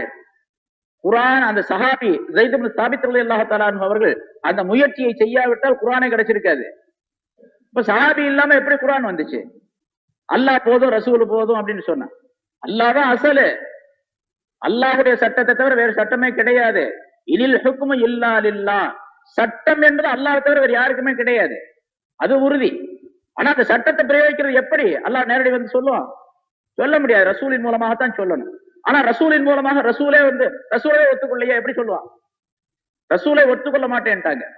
ரசூலுக்கு குர்ஆன் அல்லாஹ் தஆலா இறக்கி வச்சான், ரசூலுடைய கல்வில இறக்கி வச்சான். அந்த ரசூல் ஸல்லல்லாஹு அலைஹி வஸல்லம் அவர்கள் மீது நம்பிக்கை வரணும் அப்படிங்கிறதுக்காக வேண்டி அவர் பிறந்த உடனே குர்ஆனை இறக்கி வைக்கல, அல்லது 10 வயசுல குர்ஆனை இறக்கி வைக்கல, 20 வயசுல குர்ஆனை இறக்கி வைக்கல, அவர் வாலிபராக இருக்கக்கூடிய நேரத்துல குர்ஆனை இறக்கி வைக்கல. 40 வருஷம் அந்த மக்களுக்கு மத்தியில ஸல்லல்லாஹு அலைஹி வஸல்லம் அவர்கள் தங்களுடைய சித்தியத்துடைய அந்த தன்மையை நிரூபித்தார்கள், தங்களுடைய அமீனியத்துடைய தன்மையை நிரூபித்தார்கள். தாங்கள் நம்பிக்கையானவர், உண்மையாளர், இவர் பொய்யே சொல்ல மாட்டார், இவருடைய தலையே போனாலும் பொய் சொல்ல மாட்டார், இவருடைய தலையே போனாலும் நம்பிக்கை இழக்க மாட்டார், நம்பிக்கைக்கு அப்பாற்பட்டு நடக்க மாட்டார், எந்த விதமான துரோகமும் செய்ய மாட்டார், எந்த நேரத்திலும் யாருக்கும் துரோகம் செய்ய மாட்டார், எந்த விதமான நம்பிக்கை கேடும் அவரிடத்தில் இருக்காது, எந்த விதமான வீண் விளையாட்டும் இருக்காது, விளையாட்டுக்கு கூட அவர் பொய் சொல்ல மாட்டார் அப்படின்னு 40 வருஷமா மக்கள் அவரை நம்பினார்கள். 40 வருஷமா அது உறுதிப்படுத்தப்பட்டது, மேலும் மேலும் உறுதிப்படுத்தப்பட்டது. அப்படி 40 ஆண்டுகள் உறுதிப்படுத்தப்பட்ட பின்னால தன்னுடைய வேதத்தை அல்லாஹ் தஆலா அவருக்கு கொடுத்தார், ஸல்லல்லாஹு அலைஹி வஸல்லம் அவர்களுக்கு கொடுத்து, இவர் சொல்றது இப்பவும் உண்மைதான் அப்படின்னு விளங்கு அப்படின்னு. 40 வருஷத்துக்கு முன்னால கொடுத்திருந்தா கூட சொல்லி போடுவான், இவர் 10 வருஷம் தான் ஆச்சு, சின்ன பிள்ளை, இவரு வாலிபரா இருக்காரு, வாலிப வயதுடைய கோளாறுல இவர் என்னென்னமோ உளறிட்டு இருக்காரு அப்படின்னு சொல்லுவான். இப்ப 40 வருஷத்துக்கு பின்னால ரொம்ப பேர் ஒப்புக்கொள்ளலையே. அல்லாஹ் தஆலா எவ்வளவு விஷயங்களை சொல்லி காட்டுறான குர்ஆன் ஸல்லல்லாஹு அலைஹி வஸல்லம் அவர்களை பற்றி, அவருடைய விஷயத்துல அந்த மக்கள் சொன்னதை பற்றி சொல்லி காட்டுறான.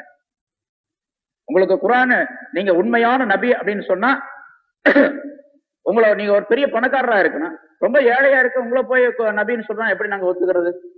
உங்களுக்கு நீங்க உண்மையான நபி என்று இருந்தால் உங்களுக்கு ஒரு பெரிய தோட்டம் இருக்கணும், அந்த தோட்டத்தில் நிறைய மரங்கள் இருக்கணும், அந்த தோட்டத்துக்குள்ளேயே ஆறுகள் ஓடணும், அதுலயே தண்ணீர் அந்த தோட்டத்துக்கு தண்ணீர் பாயறதுக்காக வேண்டி உள்ள அந்த தண்ணீர் வசதி தோட்டத்துக்குள்ளேயே இருக்கணும்.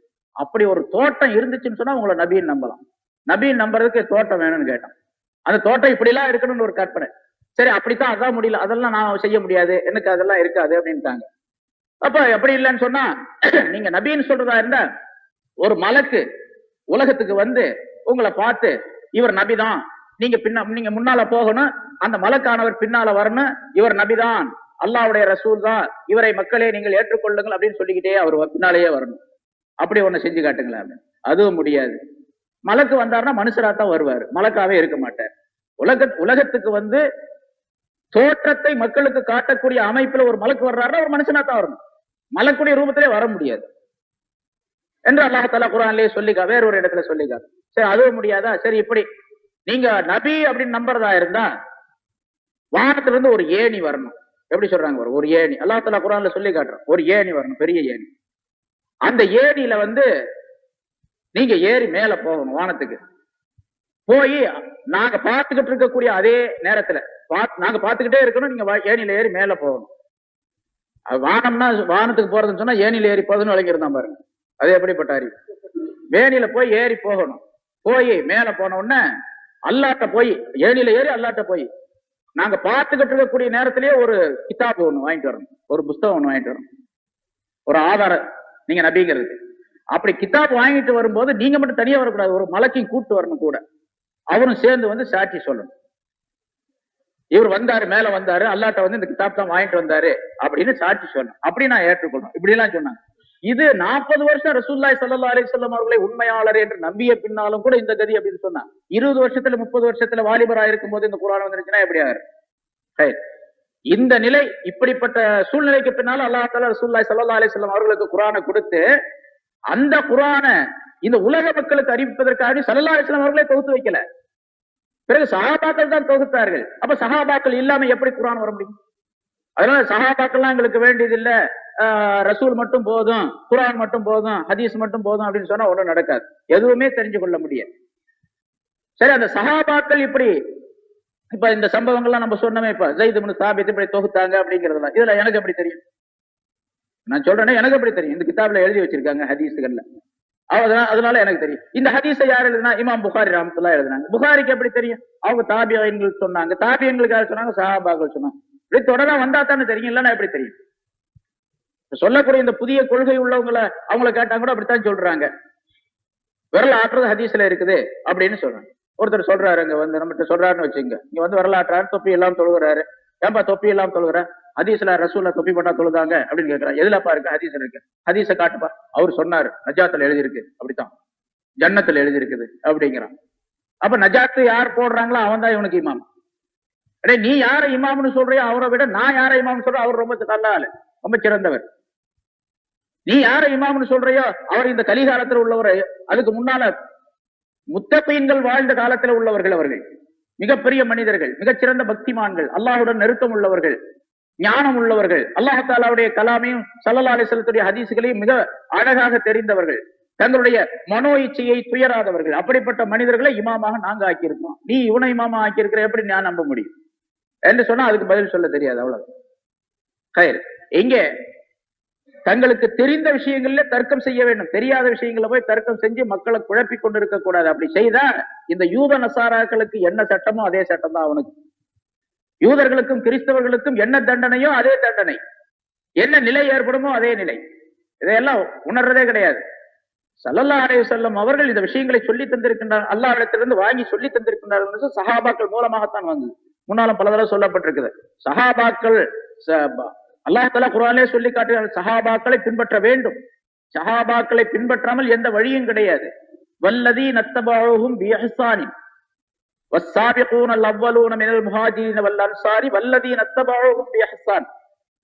அந்த அன்சாரிகள் முஹாஜிரீன்கள் என்று அல்லாஹ் தஆலா சொல்லி காட்டிவிட்டு அவர்களை யார் பின்பற்றினார்களோ அவர்கள் இன்னும் சொல்லுகின்ற அல்லாஹ் தஆலா பிஇஹ்சான், நற்செயல்களை கொண்டு அவர்களை யார் பின்பற்றினார்களோ அவர்களுக்கு சொர்க்கம் உண்டு, கீழே ஆறுகள் ஓடக்கூடிய சொர்க்கம் உண்டு, அது மகத்தான வெற்றி என்று அல்லாஹ் தஆலா சொல்லி காட்டுகின்றார்.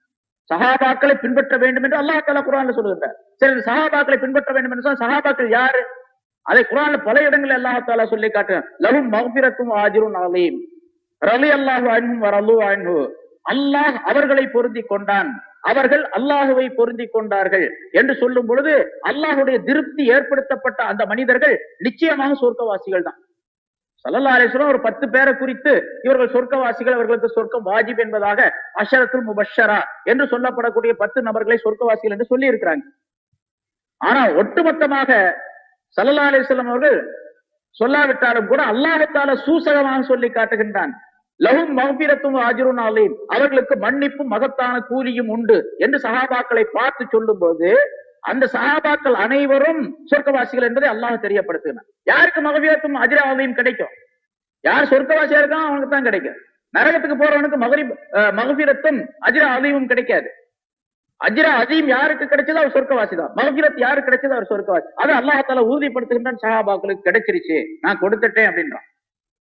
யாருக்கு அல்லாஹ்வுடைய ரில்லா திருப்தி கிடைக்கும்? சஹாபாக்கள். யார் சொர்க்கவாசி கிடைக்கும்? சொர்க்கவாசிகள் சஹாபாக்களை பார்த்து அதை இல்லையே அல்லாஹ் சொல்லி காட்டுகிறார். ஆகவே சஹாபாக்களை பின்பற்ற வேண்டும், இமாம்களை பின்பற்ற வேண்டும். சஹாபாக்களுடைய வழியைத்தான் இமாம்கள் சொல்லி காட்டுகின்றார்கள். அந்த இமாம்களுடைய வழியைத்தான் உலமாக்கள் இப்பொழுது கியாமத் நாள் வரைக்கும் சொல்லி காட்டிக் கொண்டிருப்பார்கள்.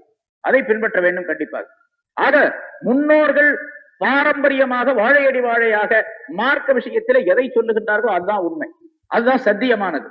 புதிதாக இடையில தோன்றிய மனிதர்கள் ஏதாவது குழப்பினாங்க அப்படின்னு சொன்னா அதை நம்பாதீங்க. அதுக்கு ஆதாரம் நம்ம கேட்க வேண்டிய அவசியமே இல்லை. இப்ப நம்ம மதுஹப் அப்படின்னு சொல்றோம், மதுஹப் ஹனபி மதுஹப், ஷாஃபி மதுஹப், அல் மதுஹப் பத்தி சொல்றோம். இமாம்களை பின்பற்றுவது அப்படின்னு சொன்னாவே, அந்த பின்பற்றுவது அப்படின்னு சொன்னாவே கண்ணை மூடிக்கிட்டு பின்பற்றுறதுதான் அது. அதுல எந்த விதமான கேள்விக்கு குறுக்கு கேள்விக்கு இடமே கிடையாது. விஷயத்துல இந்த சட்டத்தை சொல்லி இருக்கின்றார் அப்படின்னு சொன்னா கண்ணை மூடிக்கிட்டு பின்பற்றலாம் தாராளம், எந்த விதமான சந்தேகம் கிடையாது, எந்த விதமான ஆட்சேபனையும் இல்லை. அவங்க சொன்னாங்க அப்படின்னு இப்படி வர சொல்லிக்கிறாங்க.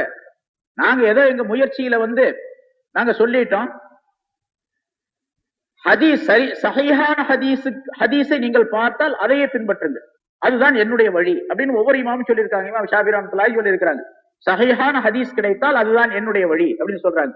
அப்ப சொன்னதெல்லாம் சஹீஹான ஹதீஸ் இல்லைன்னு அர்த்தமா?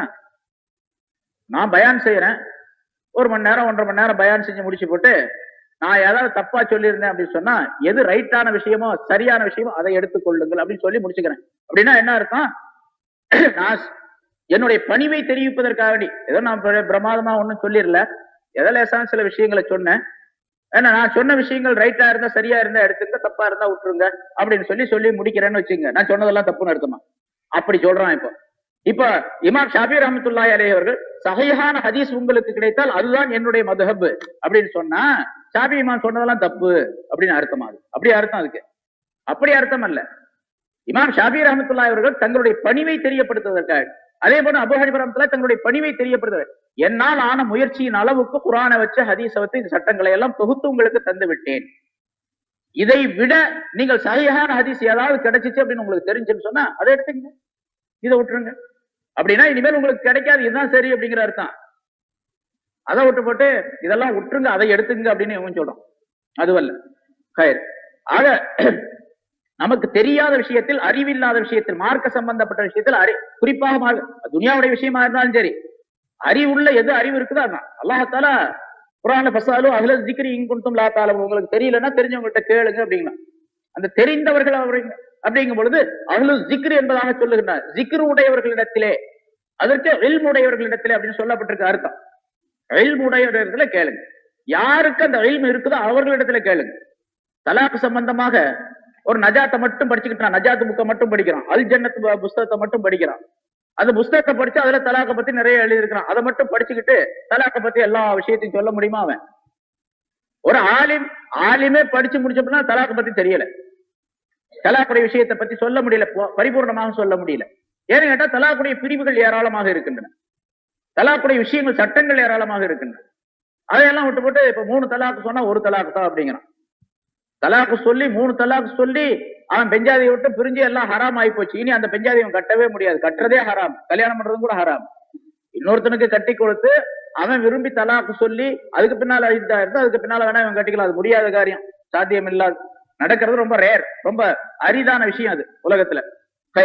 அப்படிப்பட்ட ஒரு சட்டத்தை 3 தலாக் சொன்னா 1 தலாக் தான். யாராவது 3 தலாக் சொன்னா அது 3 தலாக்னு நீங்க நினைக்காதீங்க, 1 தான் அப்படின்னு சொல்லிட்டு அந்த பொண்ணை திரும்பி அவனோட சேர்த்து வச்சு ஜினா செய்ய வைக்கிறான்.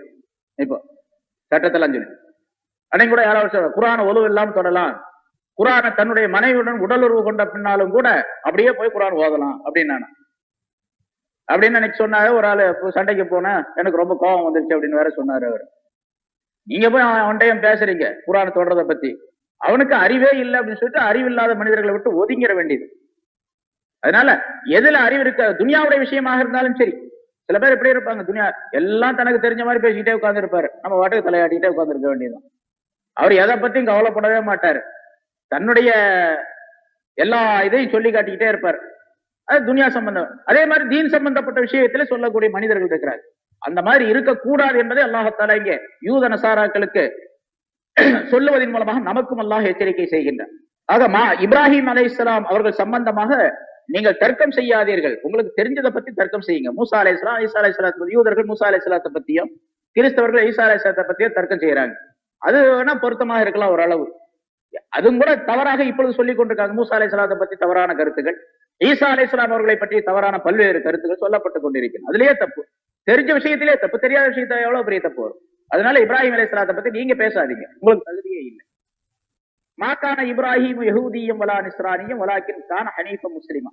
அவர் முஸ்லிமாக முஸ்லிமா ஹனீஃபாவாகவும், அதாவது தீய தவறான வழிகள் அனைத்தை விட்டும் நீங்கி நல்வழிகள் அனைத்தின் பக்கம் சாய்ந்தவராக அவர் இருந்தார், முஸ்லிமாக அவர் இருந்தார் என்று சொல்லும் பொழுது நமக்கு அல்லாஹ் தஆலா இப்ராஹிம் அலைஹிஸ்ஸலாம் அவர்களை மார்க்கத்தை பின்பற்றுமாறு நமக்கு சொல்லி காட்டுகின்றார். இப்ராஹிம் அலைஹிஸ்ஸலாம் அவர்கள் என்ன கொள்கை உடையவர்களாக இருந்தார்களோ, எந்த தன்மைகள் உடையவர்களாக இருந்தார்களோ, என்ன குணங்கள் உடையவர்களாக இருந்தார்களோ அதெல்லாம் நம்மிடத்திலும் இருக்க வேண்டும் என்பதை அல்லாஹ் தஆலா சொல்லி காட்டுகின்றார். இப்ராஹிம் அலைஹிஸ்ஸலாம் அவர்கள் அல்லாஹ் தஆலாவுடைய எல்லா குணங்களையும், அல்லாஹ் தஆலாவுடைய 99 திருநாமங்களும் 99 குணங்கள் முன்னால சொல்லி இருக்கிறேன். அல்லாஹ்வுடைய அஸ்மாஉல் ஹுஸ்னா என்ற 99 திருநாமங்கள் இருக்கின்றன. அது அல்லாஹ் தஆலாவுடைய 99 சிறப்பு குணங்கள், கல்யாண குணங்கள் என்பதாக சொல்லப்படும். அந்த குணங்கள் இப்ராஹிம் அலைஹிஸ்ஸலாம் அவர்களிடத்திலே முழுமையாக ஊடுருவி போயிருந்தது. எந்த குணத்தையும் அவர்கள் ஒரு அணுவளவும் விட்டு வைக்கவில்லை, அப்படியே ஏற்றுக்கொண்டார்கள். அதனாலதான் மகனை அறுக்கணும் அப்படின்னு சொல்லி அல்லாஹ் தஆலா உத்தரவு போட்ட நேரத்துல மகனை அறுத்தாங்க. அறுக்கிறதுக்கு துணிந்தார்கள். துணிந்த நேரத்தில் அல்லாஹ் தஆலா அந்த துணிவை பாராட்டி, அந்த தியாகத்தை பாராட்டி ஒரு ஆட்டை சொர்க்கத்திலிருந்து கொண்டு வர செய்து அனுப்பி அதை அறுக்குமாறு அல்லாஹ் தஆலா சொன்னான். ஒரு அது கூட இப்னுல் அரபி ரஹ்மத்துல்லாஹி அலைஹி, முஹைதீன் இப்னு அரபி ரஹ்மத்துல்லாஹி அலைஹி அவர்கள் சொல்றாங்க, இப்ராஹிம் அலைஹிஸ்ஸலாம் கனவுல பார்த்தாங்க மகனை அறுக்கிறதாக. இன்னி அராஃபில் மனாமி அன்னி அஸ்பஹக, மகனே உன்னை அறுப்பதாக நான் கனவில் கண்டேன் அப்படின்னு சொல்றாங்க. அப்ப மகனை அறுக்கிறதாக கனவுல கண்டது அது நபிமார்களுடைய கனவு உண்மை. அது கனவுல தானே பார்த்தாரு, அவர் ஏன் செஞ்சாரு? அது மாதிரி இப்ப நம்ம கனவுல பார்த்தா செய்யலாமா அப்படின்லாம் கேட்க கூடாது. அது நபிமார்களுடைய கனவு. ஒருத்தர் கேட்டாரு என்கிட்ட, அந்த இப்ராஹிம் அலைஹிஸ்ஸலாம் கனவு கண்டதாக அல்லாஹ் தஆலா சொல்றானே மகனா இருக்கிறதாக, ராத்திரில பார்த்தாரா பகல்ல பார்த்தாரா? ஏன்பா அப்படி கேட்டு, இல்ல பகல் கனவுன்னு சொல்றாங்களே அப்படின்னாரு. அன்னைக்கு ஒருத்தர் வந்து, பகல் கனவு பகல்ல பார்த்துட்டா அது எல்லாம் கனவு சரியா இல்லையா அப்படின்னு. சரி பகல்ல பார்த்தா ராத்திரில பார்த்தா உனக்கு என்னப்பா அப்படின்னு கேட்டேன். இல்ல பகல் பார்த்தா பகல் கனவுன்னு சொன்னாங்க, அதை அறுக்க வேண்டிய அவசியம் இல்லை. அவர் அறுக்க போயிட்டாரு, போய் முடிஞ்சு போன கதை, 5000 வருஷத்துக்கு முன்னால, இப்பயே நீ கேட்கற அப்படின்னு சொன்னா, இல்ல தெரிஞ்சுக்கலான்னு கேட்கறேன். தெரிஞ்ச பிரயோஜனமே இல்லையா? தெரிஞ்சதுதான் இப்படித்தான் அறுக்கணும் அப்படிங்கிற முடிவு தான் அது கனவு. அப்ப நான் சொன்னேன், பகல் கனவா இருந்தாலும் ராத்திரி கனவா இருந்தாலும் சரி, நபிமார்கள் காணக்கூடிய கனவுகள் அனைத்தும் உண்மைதான். அது வகையுடைய அம்சத்துல உள்ளதான். அது ஒரு நாள் அல்ல 3 நாள் கண்டாரு. 3 நாளைக்கு பின்னாலதான் மகன்கிட்ட அபிப்பிராயம் கேட்கிறார். நான் இப்படி அறுப்பதாக கனவு கண்டேன், நீ என்ன சொல்ற? கனவு கண்டேன்னு தான் சொல்ற, இன்னி அராஃபில் மனாம்னு தான் சொல்ற, மனாமல நான் கண்டேன் பாக்குறேன். அப்ப மகன் சொன்னாரு, அப்படியா, நீ தாராளமாக செய்யுங்கள் அப்படின்னு சந்தோஷத்தோட மகன் சொன்னாரு. 12 வயசுக்குள்ள அப்ப சொன்னாரு, தாராளமா செய்யுங்க. அப்படி நீங்க அறுக்கும் போது நான் கவலைப்படுவேன், நான் துடிப்பேன் அப்படின்லாம் பயப்படாதீங்க, நான் பொறுமையாளர்கள் ஒருவராக என்னை நீங்கள் கண்டுகொள்வீர்கள் அப்படின்னு சொன்னாங்க. அறுத்தாங்க. அந்த கனவுல காணப்பட்டது மகனுடைய வடிவத்தில் ஆட்டைத்தான் கண்டார் அப்படின்னு இப்னுல் அரபி ரஹ்மத்துல்லாஹி அலைஹி சொன்னாங்க. அவர் கனவுல பார்த்தது மகனா இருக்கிறதாக பார்க்கலையா, ஆட்டை இருக்கிற மாதிரி தான் பார்த்தாரா. அந்த ஆடு மகனுடைய தோற்றத்துல இருந்துச்சான், தெரிஞ்சுச்சான் அப்படின்னு சொல்றாரு. இப்ராஹிம் குசூசுல் ஹிகம் அப்படின்னு சொல்லிட்டு இப்னுல் அரபி ஒரு கிதாப் எழுதியிருக்கிறாங்க. நபிமார்கள் ஆதம் அலைஹிஸ்ஸலாத்துல இருந்து ஈசா அலைஹிஸ்ஸலாம் ரசூலுல்லாஹி ஸல்லல்லாஹு அலைஹி வஸல்லம் வரைக்கும் சில ஞான கருத்துக்களை அதுல எழுதுகின்றார்கள். அதுல இப்ராஹிம் என்ற அந்த பிரிவுல அவர்கள் எழுதும் போது, இப்ராஹிம் அலைஹிஸ்ஸலாம் அவர்கள் கண்ட கனவு மகனைத்தான் மகனை ஆட்டுடைய வடிவத்தில கண்டாரு. அதனாலதான் அந்த கனவை மெய்ப்பிக்கக்கூடிய ஒரு சூழ்நிலையில அல்லாஹ் தஆலா சொர்க்கத்திலிருந்து ஒரு ஆட்டையை அனுப்பிச்சு அதை அறுக்க சொன்னான் என்பதாக சொல்லி காட்டுகின்றார்கள். இது இப்ராஹிம் அலைஹிஸ்ஸலாத்துடைய தியாகம். இந்த தியாகம் நம்மிடத்திலும் இருக்க வேண்டும் என்பதை அல்லாஹ் தஆலா இங்கே சொல்லி காட்டுகின்றார். நம்மளும் அதே மாதிரி மகனா இருக்கணுமா அப்படிங்கிற அர்த்தம் இல்ல.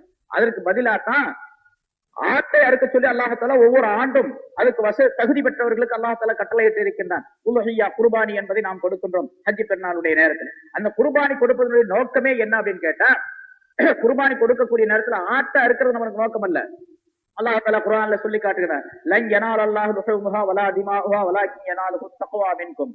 அதனுடைய இறைச்சியோ அதனுடைய ரத்தமோ அல்லாஹ்வை போய் சேருவது கிடையாது, உங்களிலிருந்து தக்வா தான் அல்லாஹ்வை போய் சேருகின்றது என்பதாக அல்லாஹ் தஆலா சொல்லி காட்டுகின்றார். அந்த தக்வா அப்படின்னா என்ன அர்த்தம்? பயபக்தின்னு அர்த்தம். பயபக்தி அப்படின்னு சொன்னா வெறுமனே மனசில் இருக்கக்கூடிய தோற்றம் மட்டுமல்ல, அந்த உள்ளார்ந்த தன்மை மட்டுமல்ல, வெளி தோற்றத்திலே ஆட்டை அறுக்கக்கூடிய நேரத்திலே இதே மாதிரி என்னுடைய உயிரை தியாகம் செய்யக்கூடிய ஒரு சூழ்நிலை, தீனுக்காக வேண்டி என்னுடைய உயிரை தியாகம் செய்யக்கூடிய சூழ்நிலை. அதே போன்று இந்த ஆட்டை 1000 ரூபாய் கொடுத்து விலை கொடுத்து வாங்கியிருக்காரு. 1000 ரூபாய் 1500 ரூபாய் இருக்குது இப்ப ஒரு ஆடு. இப்ப 1500 ரூபாய் செலவு பண்ணி இந்த தியாகத்தை நான் செய்கின்றேன். அதே போன்று என்னுடைய பொருளை தீனுக்காக தியாகம் செய்யக்கூடிய ஒரு நேரம் வந்தால், இந்த அறுப்பதை போன்று என்னுடைய உயிரை தியாகம் செய்யக்கூடிய நேரம் வந்தால், இந்த ரத்தம் சிந்துவதை போன்று என்னுடைய ரத்தத்தை சிந்தக்கூடிய ஒரு சூழ்நிலை ஏற்பட்டால், தீனுக்காக வேண்டி என்னுடைய ரத்தத்தை சிந்தக்கூடிய சூழ்நிலை ஏற்பட்டால், அதை நான் கட்டாயம் செய்வேன் என்பதை உறுதிப்படுத்தி நிலைப்படுத்துவதற்காக வேண்டி ஆட்ட குர்பானி கொடுக்கும்படியாக அல்லாஹ் தஆலா இந்த உம்மத்தினருக்கு கட்டளையாது. இது இப்ராஹிம் அலைஹிஸ்ஸலாத்துடைய வழி. அதான் ஹனீஃப முஸ்லிமா. அவர் அந்த ஹனீஃப முஸ்லிமா என்று அல்லாஹ் தஆலா சொல்லக்கூடிய வார்த்தையில் இருந்து நமக்கு இந்த தியாகத்தை எல்லாம் அல்லாஹ் தஆலா வெளிப்படுத்தி காட்டுகின்றார். வமா கான மினல் முஷ்ரிக்கீன், அவர் முஷ்ரிக்கீன்களில் நின்றும் உள்ளவர் அல்லர், முஷ்ரிக்கீன்களில் அவர் கிடையாது என்று அல்லாஹ் தஆலா சொல்லும் பொழுது, முஷ்ரிக்குகள் எந்த காரியத்தை செய்கின்றார்களோ அதையெல்லாம் நாமும் செய்யக்கூடாது என்பதையும் வலியுறுத்துகின்றனர். ஏனென்றால் இப்ராஹிம் அலைஹிஸ்ஸலாத்துடைய மார்க்கத்தில் நம்ம இருக்கிறோம். இப்ராஹிம் அலைஹிஸ்ஸலாம் மிக உன்னதமான நபிமார்களிலே அபுல் அன்பியா, நபிமார்களுடைய தந்தை என்பதாக அவர்களுக்கு ஒரு சிறப்பு பெயர் உண்டு. இப்ராஹிம் அலைஹிஸ்ஸலாம் அவர்கள் சொல்லி காட்டிய பல்வேறு விஷயங்கள் இந்த மார்க்கத்திலே உள்ளது மட்டுமல்லாமல், இப்ராஹிம் அலைஹிஸ்ஸலாம் அவர்கள் முன்னால் சொல்லபடி அல்லாஹ் தஆலாவுடைய கல்யாண குணங்கள் அனைத்தையும் தங்களுக்குரியதாக ஆக்கிக் கொண்டார்கள். அதுல ஒரு தியாகம் என்பது ஒன்று. அதே போன்று தவக்குல், அல்லாஹ் மீது நம்பிக்கை வைப்பது, மக்களின் மீது இறக்கப்பட்டவர்களாக இருப்பது. பாருங்க, இப்ராஹிம் அலைஹிஸ்ஸலாத்துடைய தந்தையின் மீது ரொம்ப இரக்கம் இருக்கும்.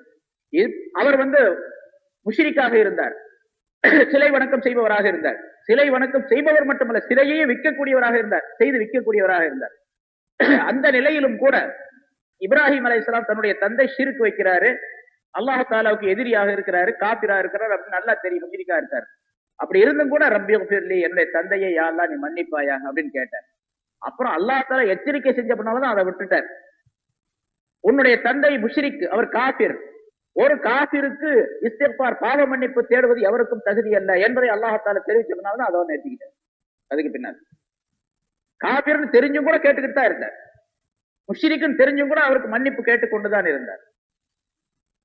வக்ஃபிர்லி அபி, என்னுடைய தந்தையை மன்னிப்பாயாக அப்படின்னு கேட்டார்.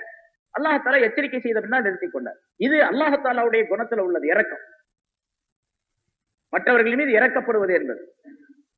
இந்த 99 திருநாமங்கள் என்ன குணங்களை தெரிவிக்கின்றனோ அந்த குணங்கள் முழுவதும் உடையவராக, பரிபூர்ணமாக உடையவராக இப்ராஹிம் அலைஹிஸ்ஸலாம். அதனாலதான் ஹலீலுல்லாஹ் என்று ஏற்றுக்கொண்டார் என்று இப்னுல் அரபி ரஹ்மத்துல்லாஹி அவர்கள் தெரிவிக்கின்றனர். இப்ராஹிம், அல்லாஹ் தஆலாவுடைய அந்த திருநாமங்கள் இருக்கின்றன.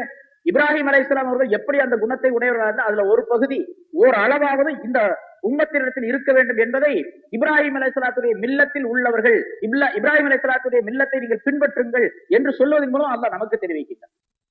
ஸல்லல்லாஹு அலைஹி வஸல்லம் சொல்றாங்க, தஹல்லகு பி அக்லாகில்லாஹ், அல்லாஹ்வுடைய குணங்களை கொண்டு நீங்கள் குணம் கொள்ளுங்கள், குணம் உடையவர்களாக இருங்கள். அல்லாஹ்வுடைய குணம் உங்கள்கிட்ட இருக்கும். அல்லாஹ்வுடைய குணம் எப்படி நம்மள்ட்ட இருக்கும் அப்படின்னு கேட்டா, அல்லாஹுக்கு என்ன குணம் இருப்பதாக சொல்லப்பட்டிருக்கிற அந்த குணங்களை ஓரளவு நம்ம இடத்துல இருக்கு. முன்னால பல தடவை சொல்லி இருக்கிறேன். அல்லாஹ் தஆலா ரஹீம், மூமின்களின் மீது தனிப்பெரும் கருணை உடையவன் அப்படின்னு சொல்றான். ரஹ்மான் அப்படின்னு சொன்னா எல்லோருக்கும் ஒன்று போல் கிருபை செய்யக்கூடியவன். அது முஸ்லிமா இருந்தாலும் சரி, காபிரா இருந்தாலும் சரி, தன்னை வணங்கினாலும் சரி, தன்னை திட்டினாலும் சரி, எல்லாருக்கும் உணவளிக்கக்கூடியவன், எல்லாருக்கும் வசதி செய்து கொடுக்கக்கூடிய, எல்லோருக்கும் கருணை செய்யக்கூடியவன் அல்லாஹ் தஆலா ரஹ்மான் என்பவன். அதே தன்மை ஒவ்வொரு முஸ்லிமான மனிதரிடத்துல இருக்கு. எல்லோரின் மீதும் கருணை இருக்க வேண்டும். அதாவது நம்ம வழியில போயிட்டு இருக்கிறோம், ஒரு காபிரை அடிச்சு கீழே விழுந்துட்டாரு, காபிர் தானே, நம்ம போய் அவரை தூக்கி விடணும் அப்படின்னு நம்ம பாட்டுக்கு போகக்கூடாது. அவர் காபிரா இருந்தாலும் அவரை தூக்கி விட்டு அவருக்கு என்னென்ன உதவிகள் செய்யணுமோ அந்த உதவிகள் எல்லாம் செய்யும். ஒரு காபிர் ஐயா பசிக்குது அப்படின்னு கேட்கிறான், நீ காபிர் உனக்கு தர முடியாது அப்படின்னு சொல்றதுக்கு யாருக்கும், அவருக்கும் தரணும். மூமினா இருந்தாலும் தரணும். ஆனால் மூமின், முஸ்லிம், காபிர் என்பதுல வித்தியாசம் பாராட்டக்கூடிய இல்லை. என்னன்னா, முஸ்லிம்களின் மீது ஒரு தனி அன்பு இருக்கணும், காபிரின் மீது அந்த அன்பு இருக்கக்கூடாது.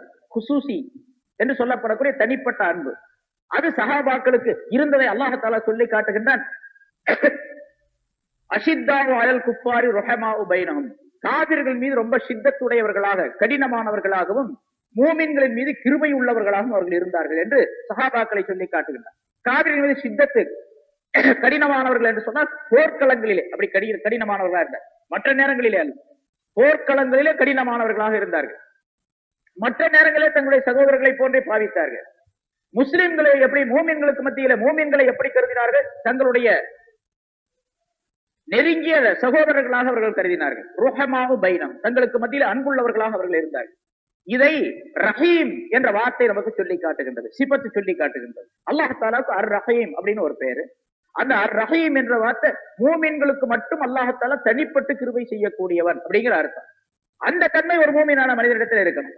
பொதுப்படையாக எல்லா மனிதர்களிடத்திலும் இரக்கம் இருக்கணும். மூமின்களிடத்துல விசேஷமான கிருபை இருக்கும். இப்ராஹிம் அலைஹிஸ்ஸலாம் அவர்களிடத்தில் இந்த குணங்கள் எல்லாம் இருந்தன. அதனாலதான் இப்ராஹிம் அலைஹிஸ்ஸலாத்தை அல்லாஹ் தஆலா கலீலுல்லாஹ், அல்லாஹ்வுடைய நேசர் என்பதாக, வத்தகல் அல்லாஹ் இப்ராஹிம கலீலா, இப்ராஹிமை கலீலாக அல்லாஹ் தஆலா ஆக்கி கொண்டார் என்பதாக சொல்லுகிறார். அதை அல்லாஹ் இங்கே நமக்கு சூசகமாக சொல்லி காட்டுகிறார். வலாக்கின் கான ஹனீஃப முஸ்லிமா, அவர் ஹனீஃபாக இருந்தார், முஸ்லிமாக இருந்தார், முஷ்ரிக்கீன்களில் உள்ளவராக இல்லை. முஷ்ரிக்கீன்கள் எந்த விஷயத்திலே ஈடுபட்டு இருக்கின்றார்களோ, என்ன வேலைகளை செய்கின்றார்களோ, என்ன குணங்கள் உடையவர்களாக இருக்கின்றார்களோ, அந்த குணங்களை எல்லாம் நீங்கள் ஏற்றுக்கொள்ளக் கூடாது அப்படிங்கிறது. இப்ராஹிம் அலைஹிஸ்ஸலாம் அதே மாதிரி இருந்தாங்க. நான் முற்றிலுமாக முஷ்ரிக்கீன்களை விட்டு நீங்கியவனாக நான் ஆகிவிட்டேன் அப்படின்னு சொல்றாங்க. அதே போன்று முஷ்ரிக்கீன்களை விட்டு முற்றிலுமாக நீங்கி விட வேண்டும். அவருடைய நடை உடை பாவனைகள், அவருடைய செயல்பாடுகள், எல்லா விஷயங்களை விட்டு முஷ்ரிக்குகளை விட்டு ஒதுங்கி நீங்கி முஸ்லிம்கள் எப்படி இருக்கின்றார்களோ, எப்படி இருந்தார்களோ அப்படி இருக்க வேண்டும். இது நமக்கு இந்த வாசகத்தின் மூலமாக, ஆயத்தின் மூலமாக அல்லாஹ் தஆலா சொல்லக்கூடிய கட்டளை. இங்கே இப்ராஹிம் அலைஹிஸ்ஸலாம் அவர்களை பற்றி சொல்லி காட்டி, அந்த யூத கிறிஸ்தவர்கள் இப்ராஹிம் அலைஹிஸ்ஸலாம் அவர்களை பற்றி சர்ச்சை செய்து கொண்டார்கள். ஆனால் இப்ராஹிம் அலைஹிஸ்ஸலாம் அவர்கள் உண்மையிலேயே உங்களுக்கு வெகு காலத்திற்கு முன்னால் உள்ளவர்கள். கிறிஸ்தவர்களுக்கு 2200 ஆண்டுகளுக்கு முன்னால் உள்ளவர்கள். யூதர்களுக்கு 600 ஆண்டுகளுக்கு, மூசா அலைஹிஸ்ஸலாம் அவர்களை விட 600 ஆண்டுகள் முந்தி உள்ளவர்கள். ஆகவே அவர்களை பற்றி தர்க்கம் செய்வதற்கு உங்களுக்கு எந்த விதமான தகுதியும் இல்லை. அவர்களை பேசுவதற்கும் தகுதி, ஏன்னா அவரை பற்றி உள்ள அறிவு உங்களுக்கு கிடையாது, ஞானமே கிடையாது. ஞானம் உள்ளதை பேச வேண்டும் என்று அந்த யூத கிறிஸ்தவர்களுக்கு அல்லாஹ் தஆலா எச்சரிக்கை செய்து, அவர்களுக்கு இந்த தர்க்கம் செய்யக்கூடிய விஷயத்துல நீங்க எப்போதுமே தர்க்கம் செஞ்சுக்கிட்டே இருக்காதீங்க, அது வீணான விஷயங்கள் என்பதை சொல்லி காட்டுகின்றார். அதன் மூலமா அல்லாஹ் தஆலா நமக்கும் எச்சரிக்கை செய்கின்றார். அப்படிப்பட்ட ஒரு நல்ல தௌஃபீகை, எதிலே ஞானம் இருக்கின்றதோ அந்த விஷயத்தை பேசக்கூடிய தௌஃபீகையும், யாரை பின்பற்றி வாழ வேண்டும் என்று அல்லாஹ் தஆலா ரசூலும் வந்து சொல்லி இருக்கின்றார்களோ அந்த ஞானவான்களை பின்பற்றி வாழக்கூடிய தௌஃபீகை நம் அனைவருக்கும் அல்லாஹ் தஆலா தந்தருள்வாராக. வஆஹிரு தஅவானா. இமாம் அபூ ஹனீஃபா ரஹ்மத்துல்லாஹி இந்த விஷயத்துல இந்த சட்டத்தை சொல்லி இருக்கின்றார் அப்படின்னு சொன்னா கண்ணை மூடிட்டு பின்பற்றலாம் தாராளம், எந்த விதமான சந்தேகமும் கிடையாது, எந்த விதமான ஆட்சேபனையும் இல்லை. அவங்க சொன்னாங்க அப்படின்னு இப்படி வர சொல்லிக்கிறாங்க. நாங்க ஏதோ எங்க முயற்சியில வந்து நாங்க சொல்லிட்டோம், ஹதீஸ் சரி, சஹீஹான ஹதீஸை நீங்கள் பார்த்தால் அதையே பின்பற்றுங்கள், அதுதான் என்னுடைய வழி அப்படின்னு ஒவ்வொரு இமாமும் சொல்லியிருக்காங்க. இமாம் ஷாஃபி ரஹ்மத்துல்லாஹி சொல்லியிருக்காங்க, சஹீஹான ஹதீஸ் கிடைத்தால் அதுதான் என்னுடைய வழி அப்படின்னு சொல்றாங்க. அப்ப சொன்னதெல்லாம் சஹீஹான ஹதீஸ் இல்லைன்னு அர்த்தமா? நான் பயான் செய்யறேன், 1 மணி நேரம் 1.5 மணி நேரம் பயான் செஞ்சு முடிச்சு போட்டு நான் ஏதாவது தப்பா சொல்லியிருந்தேன் அப்படின்னு சொன்னா, எது ரைட்டான விஷயமோ சரியான விஷயமோ அதை எடுத்துக்கொள்ளுங்கள் அப்படின்னு சொல்லி முடிச்சுக்கிறேன். அப்படின்னா என்ன அர்த்தம்? நான் என்னுடைய பணிவை தெரிவிப்பதற்காக வேண்டி ஏதோ நான் பிரமாதமா ஒன்னும் சொல்லிடல, ஏதோ லேசான சில விஷயங்களை சொன்னேன்.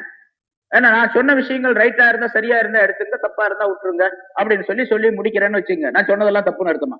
அப்படி சொல்றான். இப்ப இமாம் ஷாஃபி ரஹ்மத்துல்லாஹி அலைஹி அவர்கள் சஹீஹான ஹதீஸ் உங்களுக்கு கிடைத்தால் அதுதான் என்னுடைய மதுஹப் அப்படின்னு சொன்னா, ஷாஃபி இமாம் சொன்னதெல்லாம் தப்பு அப்படின்னு அர்த்தமா? அப்படி அர்த்தம் அதுக்கு? அப்படி அர்த்தம் அல்ல. இமாம் ஷாஃபி ரஹ்மத்துல்லாஹி அவர்கள் தங்களுடைய பணிவை தெரியப்படுத்துவதற்காக, அதே போல அபூ ஹனீஃபா ரஹ்மத்துல்லாஹி தங்களுடைய பணிவை தெரியப்படுத்துவது, என்னால் ஆன முயற்சியின் அளவுக்கு குர்ஆனை வச்சு ஹதீஸை வச்சு இந்த சட்டங்களை எல்லாம் தொகுத்து உங்களுக்கு தந்து விட்டேன். இதை விட நீங்கள் சஹீஹான ஹதீஸ் ஏதாவது கிடைச்சிச்சு அப்படின்னு உங்களுக்கு தெரிஞ்சுன்னு சொன்னா அதை எடுத்துங்க, இதை விட்டுருங்க. அப்படின்னா இனிமேல் உங்களுக்கு கிடைக்காது, இதுதான் சரி அப்படிங்கிற அர்த்தம். அதை விட்டு போட்டு இதெல்லாம் விட்டுருங்க, அதை எடுத்துங்க அப்படின்னு இவன் சொல்றோம். அதுவல்ல. ஆக நமக்கு தெரியாத விஷயத்தில், அறிவில்லாத விஷயத்தில், மார்க்க சம்பந்தப்பட்ட விஷயத்தில், குறிப்பாக துனியாவுடைய விஷயமா இருந்தாலும் சரி, அறிவுள்ள எது அறிவு இருக்குதோ அதான். அல்லாஹ் தஆலா குர்ஆன்ல ஃபஸாலு அஹ்ல ஸிக்ரி இன் குன்தும் லா தஅலமூன், உங்களுக்கு தெரியலன்னா தெரிஞ்சவங்கள்ட்ட கேளுங்க அப்படிங்க. அந்த தெரிந்தவர்கள் அப்படிங்கும் பொழுது அஹ்லு ஸிக்ரி என்பதாக சொல்லுகிறார். ஸிக்ர் உடையவர்களிடத்திலே, அதற்கு இல்ம் உடையவர்களிடத்திலே அப்படின்னு சொல்லப்பட்டிருக்க அர்த்தம். இல்ம் உடையவர்களிடத்துல கேளுங்க. யாருக்கு அந்த இல்ம் இருக்குதோ அவர்களிடத்துல கேளுங்க. தலாக் சம்பந்தமாக ஒரு நஜாத்தை மட்டும் படிச்சுக்கிட்டான், நஜாத் புக்கை மட்டும் படிக்கிறான், அல் ஜன்னத் புஸ்தகத்தை மட்டும் படிக்கிறான். அந்த புஸ்தகத்தை படிச்சு அதுல தலாக்கை பத்தி நிறைய எழுதியிருக்கிறான், அதை மட்டும் படிச்சுக்கிட்டு தலாக்கை பத்தி எல்லா விஷயத்தையும் சொல்ல முடியுமா? அவன் ஒரு ஆலிமே படிச்சு முடிச்சப்பனா தலாக்கை பத்தி தெரியல, தலாக்குடைய விஷயத்தை பத்தி சொல்ல முடியல, பரிபூர்ணமாக சொல்ல முடியல. ஏன்னு கேட்டா தலாக்குடைய பிரிவுகள் ஏராளமாக இருக்கின்றன. தலாக்குடைய விஷயங்கள் சட்டங்கள் ஏராளமாக இருக்கின்றன. அதையெல்லாம் விட்டு போட்டு இப்ப 3 தலாக்கு சொன்னா 1 தலாக்கு தான் அப்படிங்கிறான். தலாக்கு சொல்லி 3 தலாக்கு சொல்லி அவன் பெஞ்சாதியை விட்டு பிரிஞ்சு எல்லாம் ஹராம் ஆகி போச்சு. இனி அந்த பெஞ்சாதி அவன் கட்டவே முடியாது. கட்டுறதே ஹராம், கல்யாணம் பண்றதும் கூட ஹராம். இன்னொருத்தனுக்கு கட்டி கொடுத்து அவன் விரும்பி தலாக்கு சொல்லி அதுக்கு பின்னால இருந்தா அதுக்கு பின்னால வேணா இவன் கட்டிக்கலாம். அது முடியாத காரியம், சாத்தியம் இல்லாது நடக்கிறது. ரொம்ப ரேர், ரொம்ப அரிதான விஷயம் அது உலகத்துல. அப்படிப்பட்ட ஒரு சட்டத்தை 3 தலாக் சொன்னா 1 தலாக் தான். யாராவது 3 தலாக் சொன்னா அது 3 தலாக் நீங்க நினைக்காதீங்க, 1 தான் அப்படின்னு சொல்லிட்டு அந்த பொண்ணை திரும்பி அவனோட சேர்த்து வச்சு ஜினா செய்ய வைக்கிறான். இப்போ சட்டத்தெல்லாம் சொல்லி அன்னைக்கு கூட யாராவது குரான ஒழுவு இல்லாம தொடலாம், குரானை தன்னுடைய மனைவியுடன் உடலுறவு கொண்ட பின்னாலும் கூட அப்படியே போய் குரான் ஓதலாம் அப்படின்னு அன்னைக்கு சொன்னாரு. ஒரு ஆளு சண்டைக்கு போனா எனக்கு ரொம்ப கோபம் வந்துருச்சு அப்படின்னு வேற சொன்னாரு அவர். நீங்க போய் அவன்கிட்டயும் பேசுறீங்க குரானை தொடர்றதை பத்தி. அவனுக்கு அறிவே இல்லை அப்படின்னு சொல்லிட்டு அறிவில்லாத மனிதர்களை விட்டு ஒதுங்கிட வேண்டியது. அதனால எதுல அறிவு இருக்க, துனியாவுடைய விஷயமாக இருந்தாலும் சரி. சில பேர் எப்படி இருப்பாங்க, துனியா எல்லாம் தனக்கு தெரிஞ்ச மாதிரி பேசிக்கிட்டே உட்கார்ந்து இருப்பாரு, நம்ம வாட்டுக்கு தலையாட்டிக்கிட்டே உட்கார்ந்து இருக்க வேண்டியதுதான். அவர் எதை பத்தியும் கவலைப்படவே மாட்டாரு, தன்னுடைய எல்லா இதையும் சொல்லி காட்டிக்கிட்டே இருப்பார். அது துனியா சம்பந்தம். அதே மாதிரி தீன் சம்பந்தப்பட்ட விஷயத்துல சொல்லக்கூடிய மனிதர்கள் இருக்கிறார். அந்த மாதிரி இருக்கக்கூடாது என்பதை அல்லாஹ் இங்கே யூத நசாராக்களுக்கு சொல்லுவதன் மூலமாக நமக்கும் அல்லாஹ் எச்சரிக்கை செய்கின்றார். ஆக இப்ராஹிம் அலைஹிஸ்ஸலாம் அவர்கள் சம்பந்தமாக நீங்கள் தர்க்கம் செய்யாதீர்கள், உங்களுக்கு தெரிஞ்சதை பத்தி தர்க்கம் செய்யுங்க. மூசா அலைஹிஸ்ஸலாம், ஈசா அலைஹிஸ்ஸலாம், யூதர்கள் மூசா அலைஹிஸ்ஸலாத்தை பத்தியும் கிறிஸ்தவர்கள் ஈசா அலைஹிஸ்ஸலாத்தை பத்தியும் தர்க்கம் செய்யறாங்க. அது வேணா பொருத்தமாக இருக்கலாம் ஓரளவு. அதுவும் கூட தவறாக இப்பொழுது சொல்லிக் கொண்டிருக்காங்க. மூசா அலைஹிஸ்ஸலாத்தை பத்தி தவறான கருத்துக்கள், ஈசா அலைஹிஸ்ஸலாம் அவர்களை பற்றி தவறான பல்வேறு கருத்துக்கள் சொல்லப்பட்டுக் கொண்டிருக்கிறது. அதுலயே தப்பு, தெரிஞ்ச விஷயத்திலே தப்பு, தெரியாத விஷயத்த எவ்வளவு பெரிய தப்பு வரும். அதனால இப்ராஹிம் அலைஹிஸ்ஸலாத்தை பத்தி நீங்க பேசாதீங்க, உங்களுக்கு தகுதியே இல்லை. மாக்கான இப்ராஹிம் யஹூதியும் வலா நிஸ்ரானியும் வலாக்கின் கான ஹனீஃப முஸ்லிமா.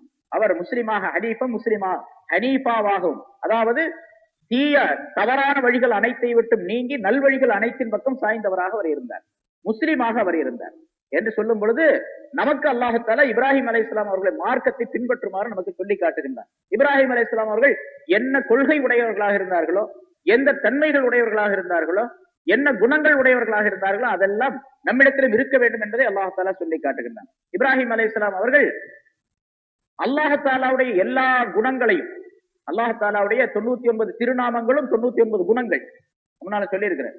அல்லாஹ்வுடைய அஸ்மாஉல் ஹுஸ்னா என்ற 99 திருநாமங்கள் இருக்கின்றன. அது அல்லாஹ் தஆலாவுடைய 99 சிறப்பு குணங்கள், கல்யாண குணங்கள் என்பதாக சொல்லப்படும். அந்த குணங்கள் இப்ராஹிம் அலைஹிஸ்ஸலாம் அவர்களிடத்திலே முழுமையாக ஊடுருவி போயிருந்தது. எந்த குணத்தையும் அவர்கள் ஒரு அணுவளவும் விட்டு வைக்கவில்லை, அப்படியே ஏற்றுக்கொண்டார்கள். அதனாலதான் மகனை அறுக்கணும் அப்படின்னு சொல்லி அல்லாஹ் தஆலா உத்தரவு போட்ட நேரத்துல மகனை அறுத்தாங்க. அறுக்கிறதுக்கு துணிந்தார்கள். துணிந்த நேரத்தில் அல்லாஹ் தஆலா அந்த துணிவை பாராட்டி, அந்த தியாகத்தை பாராட்டி ஒரு ஆட்டை சொர்க்கத்திலிருந்து கொண்டு வர செய்து அனுப்பி அதை அறுக்குமாறு அல்லாஹ் தஆலா சொன்னான். ஒரு அது கூட இப்னுல் அரபி ரஹ்மத்துல்லாஹி அலைஹி, முஹைதீன் இப்னு அரபி ரஹ்மத்துல்லாஹி அலைஹி அவர்கள் சொல்றாங்க, இப்ராஹிம் அலைஹிஸ்ஸலாம் கனவுல பார்த்தாங்க மகனை அறுக்கிறதாக. இன்னி அரா ஃபில் மனாமி அன்னி அஸ்பஹக, மகனே உன்னை அறுப்பதாக நான் கனவில் கண்டேன் அப்படின்னு சொல்றாங்க. அப்ப மகனை அறுக்கிறதாக கனவுல கண்டது அது நபிமார்களுடைய கனவு உண்மை. அது கனவுல தானே பார்த்தாரு, அவர் ஏன் செஞ்சாரு? அது மாதிரி இப்ப நம்ம கனவுல பார்த்தா செய்யலாமா அப்படின்லாம் கேட்க கூடாது. அது நபிமார்களுடைய கனவு. ஒருத்தர் கேட்டாரு என்கிட்ட, அந்த இப்ராஹிம் அலைஹிஸ்ஸலாம் கனவு கண்டதாக அல்லாஹ் தஆலா சொல்றானே மகனா இருக்கிறதாக, ராத்திரில பார்த்தாரா பகல்ல பார்த்தாரா? ஏன்பா அப்படி கேட்ட? இல்ல பகல் கனவுன்னு சொல்றாங்களே அப்படின்னாரு. அன்னைக்கு ஒருத்தர் வந்து பகல் கனவு, பகல்ல பார்த்திருந்தா அதெல்லாம் கனவு சரியா இல்லையா அப்படின்னு. சரி பகல்ல பார்த்தா என்ன, ராத்திரில பார்த்தா உனக்கு என்னப்பா அப்படின்னு கேட்டேன். இல்ல பகல் பார்த்தா பகல் கனவுன்னு சொன்னாங்க, அதை அறுக்க வேண்டிய அவசியம் இல்லை. அவர் அறுக்க போயிட்டாரு, போய் முடிஞ்சு போன கதை, 5000 வருஷத்துக்கு முன்னால, இப்பயே நீ கேட்கற அப்படின்னு சொன்னா, இல்ல தெரிஞ்சுக்கலான்னு கேட்கறேன். தெரிஞ்ச பிரயோஜனமே இல்லையா? தெரிஞ்சதுதான் இப்படித்தான் அறுக்கணும் அப்படிங்கிற முடிவு தான் அது கனவு. அப்ப நான் சொன்னேன், பகல் கனவா இருந்தாலும் ராத்திரி கனவா இருந்தாலும் சரி, நபிமார்கள் காணக்கூடிய கனவுகள் அனைத்தும் உண்மைதான், அது வகையுடைய அம்சத்துல உள்ளதான். அது ஒரு நாள் அல்ல 3 நாள் கண்டாரு. 3 நாளைக்கு பின்னாலதான் மகன்கிட்ட அபிப்பிராயம் கேட்கிறாரு, நான் இப்படி அறுப்பதாக கனவு கண்டேன், நீ என்ன சொல்ற? கனவு கண்டேன்னு தான் சொல்ற, இன்னி அரா ஃபில் மனாம்னு தான் சொல்ற, மனாமில நான் கண்டேன் பாக்குறேன். அப்ப மகன் சொன்னாரு, அப்படியா, நீ தாராளமாக செய்யுங்கள் அப்படின்னு சந்தோஷத்தோட மகன் சொன்னாரு. 12 வயசுக்குள்ள அப்ப சொன்னாரு, தாராளமா செய்யுங்க.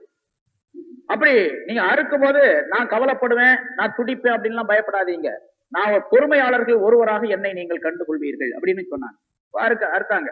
அந்த கனவுல காணப்பட்டது மகனுடைய வடிவத்தில் ஆட்டைத்தான் கண்டார் அப்படின்னு இப்னுல் அரபி ரஹ்மத்துல்லாஹி அலைஹி சொன்னாங்க.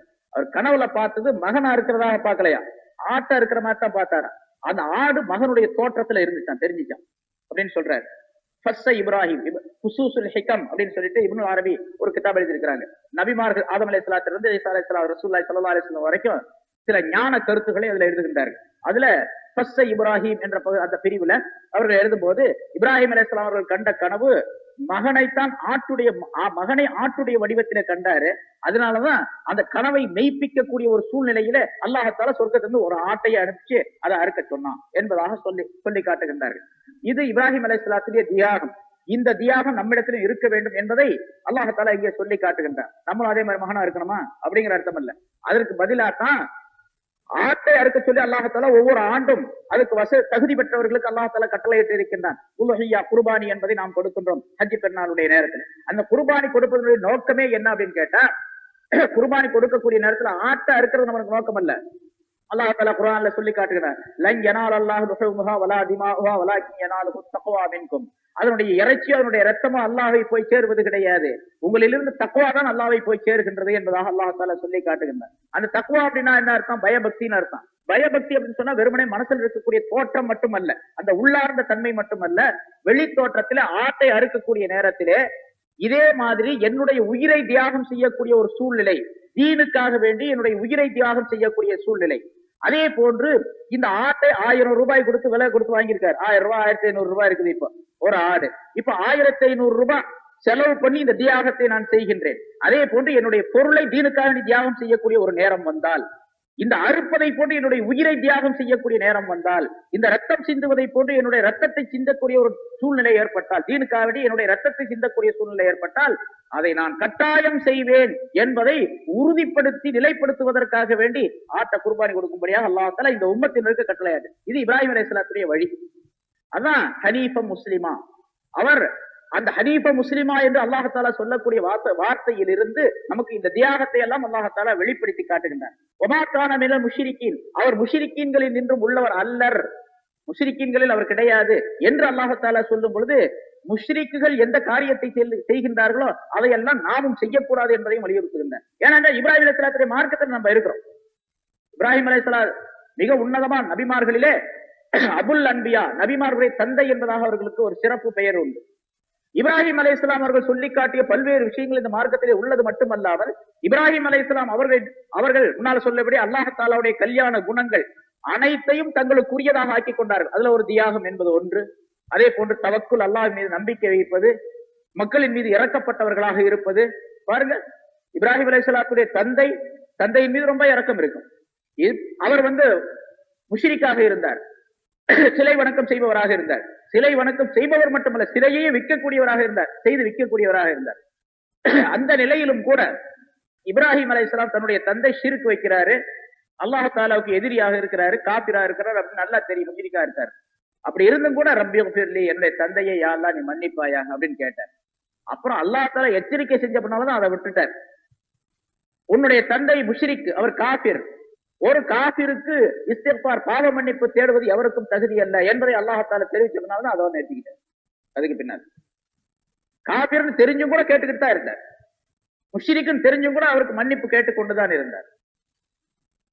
வஃபிர்லி அபி, என்னுடைய தந்தையை மன்னிப்பாயாக அப்படின்னு கேட்டார்.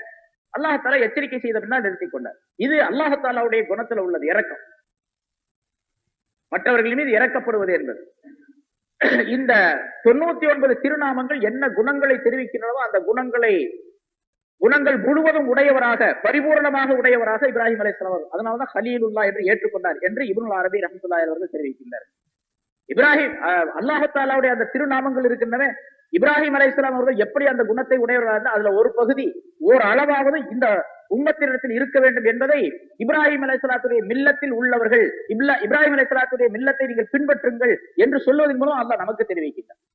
ஏன் ஸல்லல்லாஹு அலைஹி வஸல்லம் சொல்றாங்க, தஹல்லகு பி அஹ்லாகில்லாஹ், அல்லாஹ்வுடைய குணங்களை கொண்டு நீங்கள் குணம் கொள்ளுங்கள், குணம் உடையவர்களாக இருங்கள். அல்லாஹ்வுடைய குணம் உங்களிடத்தில் இருக்கும். அல்லாஹ்வுடைய குணம் எப்படி நம்மள்ட்ட இருக்கும் அப்படின்னு கேட்டா, அல்லாஹுக்கு என்ன குணம் இருப்பதாக சொல்லப்பட்டிருக்க அந்த குணங்களை ஓரளவு நம்ம இடத்துல இருக்கு. முன்னால பல தடவை சொல்லி இருக்கிறேன். அல்லாஹ் தஆலா ரஹீம், மூமின்களின் மீது தனிப்பெரும் கருணை உடையவன் அப்படின்னு சொல்றான்.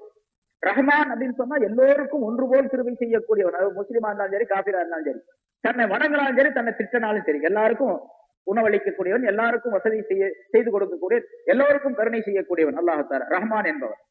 அதே தன்மை ஒவ்வொரு முஸ்லிமான மனிதரிடத்திலும் இருக்கு. எல்லோரின் மீதும் கருணை இருக்க வேண்டும். அதாவது நம்ம வழியில போயிட்டு இருக்கிறோம், ஒரு காபிரை அடிச்சு கீழே விழுந்துட்டாரு, காபிர் தானே, நமக்கே நம்மையே போய் அவரை தூக்கி விடணும் அப்படின்னு நம்ம பாட்டுக்கு போகக்கூடாது. அவர் காபிரா இருந்தாலும் அவரை தூக்கி விட்டு அவருக்கு என்னென்ன உதவிகள் செய்யணுமோ அந்த உதவிகள் எல்லாம் செய்யும். ஒரு காபிர் ஐயா பசிக்குது அப்படின்னு கேட்கிறான், நீ காபிர் உனக்கு தர முடியாது அப்படின்னு சொல்றதுக்கு யாருக்கும் அவருக்கும் தரணும். மூமினா இருந்தாலும் தரணும்.